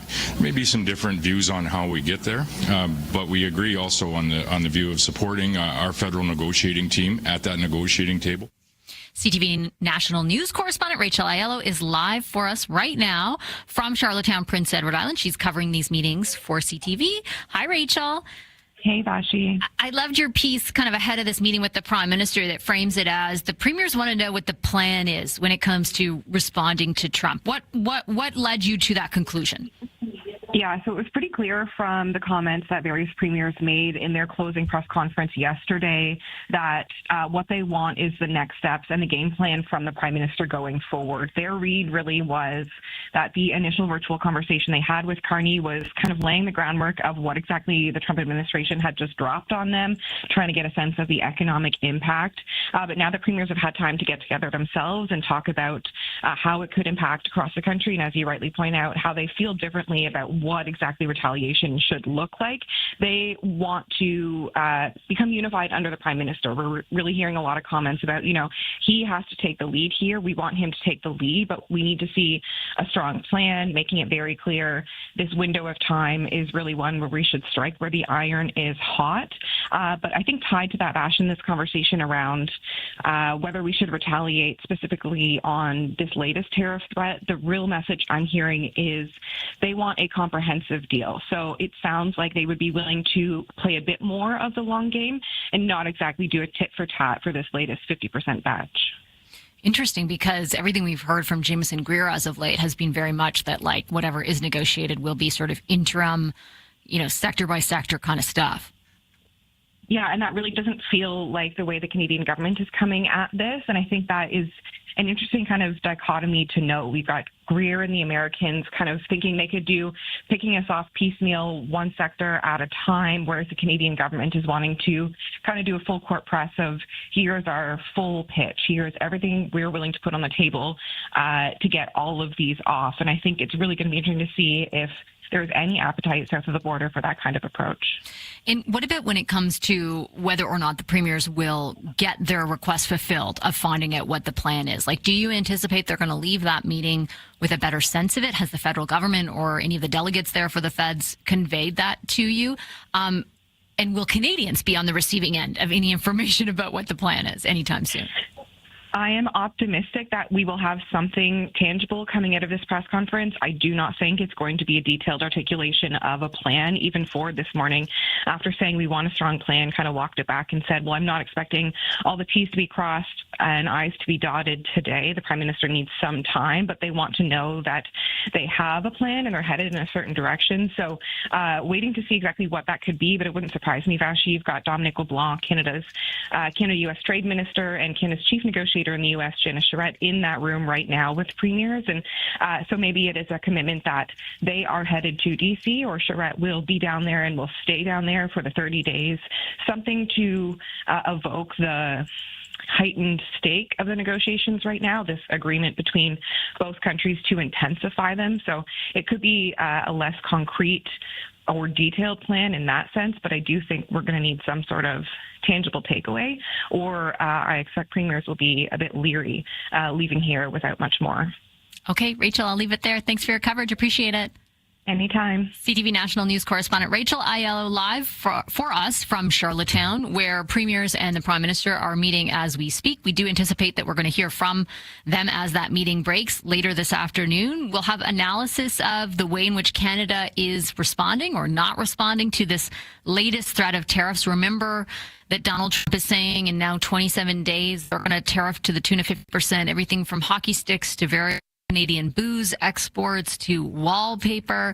Scotty Greenwood is a former U.S. diplomat to Canada, long time, very much long time involved on the Canada-U.S. relationship from an economic and diplomatic perspective. She'll join us live a little bit later this hour. And then we're also going to talk to a business owner out in BC who says, despite the fact that the federal government is, and analysis shows that these new tariffs wouldn't have a massive national impact relative to, the amount of exports we have, they're going to have a huge impact on individual businesses, in particular businesses that aren't eligible for some of the relief packages that the feds have put up, which only if you have 500 employees or more, you qualify for. So we're going to talk a little bit about that business owner's experience and try to fully understand how we talk about the politics of this and the macro impact and whether or not the Canadian economy is growing or contracting. But there are, at the heart of it, individuals and businesses they've spent their lives building that are being incredibly negatively impacted, their whole livelihood, in fact, put at risk, and their employees.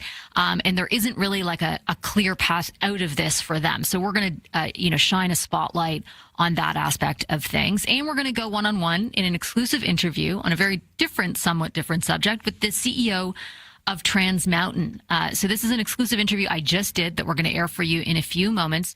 He is the guy who's basically going to build this next pipeline that Alberta and the feds have agreed to. I asked Mark Mackey very directly, can it be built?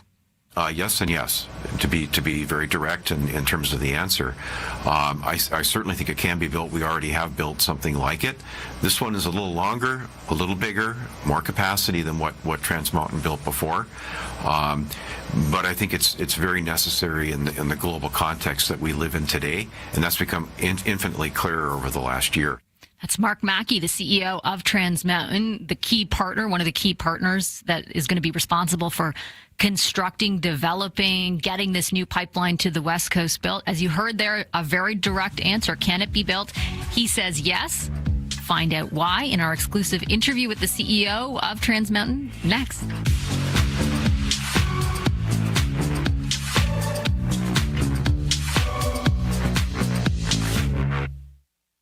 where the noise stops and the conversation begins. Hey, it's Friday. Welcome to the Graham Richardson Show. The stories that shaped your week aren't just headlines. They are the moments we live through and the decisions that change what comes next. Let's take a closer look at that together. It's national conversations. From major policy shifts to the fun, unexpected trends and friends everyone will be talking about. It is intelligent, unpredictable, and completely Canadian. Stay informed. Stay ahead. The Graham Richardson Show. Friday morning at 9 a.m. right here on CFAX 1070.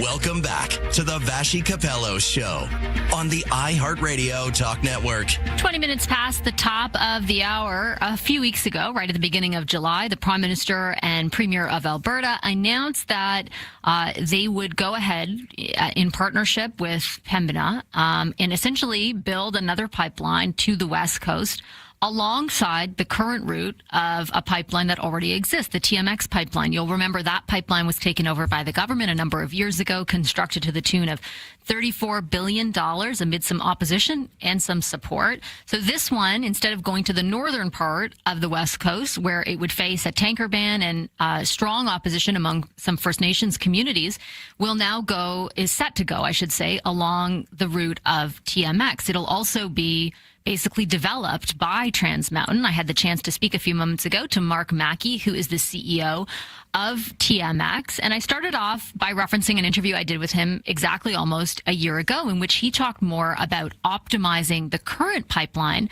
before moving on to building a new one. I wondered if his view, given all that's changed in the meantime, has shifted in the interim. I would say it's gotten more refined and more informed over time. Like one of the things that, the benefit of being relatively ancient and having worked in this sector a very long time is we've seen development happen, in stages over time. And as I sat a year ago with you in Vancouver, it was, well, the first thing you need to do is get after the optimizations of existing systems. So that's what we've been very focused on and remain very focused on. But as you think out longer term, and we see, and the ambitions of the country as it relates to its role on the global stage have gotten much larger. And Canada has an incredibly unique, resource base here that is going to be in high demand for a very long time to come. So as the years unfolded since the last time we were together, it's become a lot clearer the long-term need is for more capacity. So, the things we were working on before remain a priority. And now we start shifting to the longer term, and that's where this pipeline comes in. I'll ask you very bluntly, Mr. Mackey, as again, someone with more expertise than the majority of us. Do you think this pipeline can be built, will be built? Yes and yes. To be very direct in terms of the answer, I certainly think it can be built. We already have built something like it. This one is a little longer, a little bigger, more capacity than what Trans Mountain built before. But I think it's very necessary in the global context that we live in today, and that's become infinitely clearer over the last year. So for the country, this export route to the West Coast and all the different markets it can access, whether it's the United States, China, Korea, Japan, India, like all those are countries that will benefit from Canada's energy resources. So the economic case has certainly been made by both governments about the demand for it and the sort of utility from a geopolitical, again, perspective of increasing capacity. It's going to come at a cost, right? Because there is now taxpayer involvement, as there was with TMX. I know that you weren't necessarily there for the entirety of the construction of TMX, but you were very familiar with a lot of concern that emanated from the Canadian public about how much this thing costs. I know you can't pinpoint a cost right now, obviously. There are so many details to be worked out. But at this stage of things, do you think this project will be in the neighborhood of what TMX cost, or because of the extra length, because of the extra capacity, could it be more expensive? I think on a per unit basis, I expect it actually will be very competitive with the Trans Mountain system. And the reason for that is economies of scale. It's a million barrel a day pipeline, and then the benefits of, and we're starting to see this, the reforms that have been instituted to make the processes smoother, more certain, and to be able to see what a project the life cycle is going to be. So I expect this process to be much smoother than the one that Trans Mountain went through before. So there are some things working in the advantage of the new system. Again, economies of scale being an important one. So I do think it's quite competitive. It will be competitive, and just like Trans Mountain, there's a financial case for the Trans Mountain system that is very, very strong, and I expect, and I've fully committed to taxpayers seeing full value for the Trans Mountain system. Just to go back to us for a second, we paid $1.7 billion into the Treasury last year in dividends and interest. We'll beat that this year. You'll probably reinvest some capital in the years thereafter, and then again when we come back out the other side of that, this is going to be a very profitable investment for the country, the legacy Trans Mountain. I expect the new system to be the same. And the overall economic impact that that system will enable is ginormous to the country. So I think that there's a very, very compelling case for the new pipeline. Why do you think the case was not compelling enough for a private investor at this point? Yeah, very, very good question. And so what you have here actually is a combination of a little bit of both. So you've got the government participation through Trans Mountain and through the Alberta Petroleum Marketing Commission, but you also have Pembina at the table, which is a very savvy company. And I think in part, a little bit of it will be, we want to see the resource develop. We want to see how the new reforms work. So I think it's a very good solution to the situation that we find ourselves in now. So this public and private partnership. So one of the other things we discussed last year was when should the government sell the TMX pipeline? And you have, for a while now been an advocate of not doing so immediately, even though that was the instinct of the government years ago when they took over the construction of the pipeline. You mentioned, I think I remember when we spoke, optimization, coming to a conclusion on the toll dispute, which has now very recently occurred, all sort of things that should be in place before that move was embarked on. So I wanted to kind of circle back to that question where TMX is concerned and ask you where you fall now in that proposition. Should the government be looking to continue operating the pipeline, do you think, or sell anytime soon? I want to go back to my answer from about a year ago, and I think it's still applicable here today, which is there were a number of things. I think of it like a hit list or a checklist that we wanted to knock off. Rate case settlement was one. Advancing the expansion projects on the system was another. All of these things, generate value. An operating history, how utilized the system's going to be, and we'll come back to that in a second. So as you remove these uncertainties, the value of the system becomes much more apparent. And you do the expansions, which add, very valuable capacity at a very low cost. Again, that adds value to the business. So it puts, the government in a much better position to look at its options, say a few years down the road, as it relates to legacy Trans Mountain. And I'm a big advocate. I believe this is a really important and strategic asset to the country. And so I'm unabashed on this. I think Canada should keep holding this thing. It may sell off pieces of it to, Indigenous.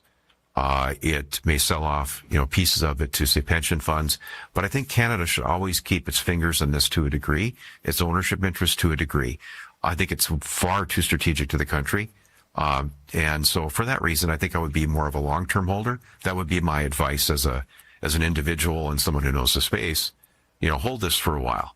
Can I extend that logic? Would it be fair to extend that logic to a second pipeline then? Like, do you think there's a world in which, from your perspective, it would be a good thing for the federal government to be owning and operating two pipelines to the West Coast? Because you will know as well as I do that there will be a number of Canadians who would express apprehension about that. Yeah, and I understand the the viewpoint, and I want certainly disciplined, and I expect that certainly as any taxpayer would. Pick the right time. If you're going to exit, pick the right time. That's a policy call. It's not my call. And so they'll make the right decision. I am very confident in the decision makers that run the country. And they'll make the right decision at the right time with the right set of facts. So I'm not worried about, if they want to have private sector ownership, fantastic. If they want to keep an ownership interest, fantastic. Or some combination thereof, which is how they approach the new pipeline. They have a private party there, and they are an incredibly capable private party. So I think we'll see how all this plays out over time. One final question for you, Mr. Mackey, on the pipeline that exists right now, the one that you're operating, and on the question of optimization. I know it's been a process, and there's lots of different things that have to occur. When do you expect it to be fully optimized? What's the best case scenario for the end date for that? Yeah, what we're shooting for is the end of 28 as being kind of the full optimization point, and maybe a little bit of a trailer into early 29. But the work that we're doing basically is more pump stations on the existing system. It's about 30 kilometers of pipe, inside of BC that we need to replace, and then power infrastructure that's necessary for the project. That's Mark Mackey, the CEO of TMX. We're back in a moment. If it's happening, It's here. CFAX 1070. Good morning, I'm Lisa Best with your CFAX 1070 news to 9:30. A third mainland BC community is under threat from out-of-control wildfires, with the entire village of Clinton in the southern interior now under evacuation alert. The area surrounding the community of several hundred residents also under a series of evacuation order alerts that were expanded Wednesday due to the 59 Creek fire. That's what they're calling it. It's burning at 108 square kilometers. 8,000 residents of the city of Kimberley in the southeastern part of the province remains under evacuation alert due to a nearby complex of fires. Authorities urging any holdout residents in Boston Bar to flee the flames that are encroaching on the community. The blazes are more than 86 wildfires burning across the province. There are 35 out of control. The BC Wildfire Service warning now that heat, possible lightning, and limited precipitation are expected throughout the week, which could elevate the number of news starts that we have. Experts warn the latest tariff threats from the U.S. will hit some provinces harder than others and could test the United Team Canada front. The U.S. president signed an executive order on Monday imposing a 50% tariff starting August 19th on a range of products. University of Calgary economist Trevor Tombe says BC has the greatest provincial share of exports targeted in this latest tariff volley, mainly because of high-value component boards made in the province. While Ontario and Quebec would also see a number of their goods hit with this levy. Tombe says the exclusion of energy and potash from the proposed tariffs means Alberta and Saskatchewan got off relatively light. A 9-member task force set to advise the federal government on how to make better decisions and be more accountable in key areas. Some former CEOs and senior public servants now have a year-long mandate to give Ottawa independent advice. And Canada Blood Services is urging you to roll up your sleeves and book an appointment to donate. Canadian Blood Services says it is facing a shortage, with its blood supply decreasing by nearly 20% since June 1st. The agency manages the blood supply in all provinces except Quebec. It says it needs about 18,000 blood donations a week to keep pace with hospital demand throughout the rest of the country. There's currently been a shortfall of between 1,500 and 2,500 appointments each week. A spokesperson says blood has a shelf life of only 42 days, so today's donation will quickly make its way to a patient. Naira Ahmed, The Canadian Press. Your CFAX forecast: mix of sun and cloud, hazy today, winds west 60 at high 24, will feel like 29.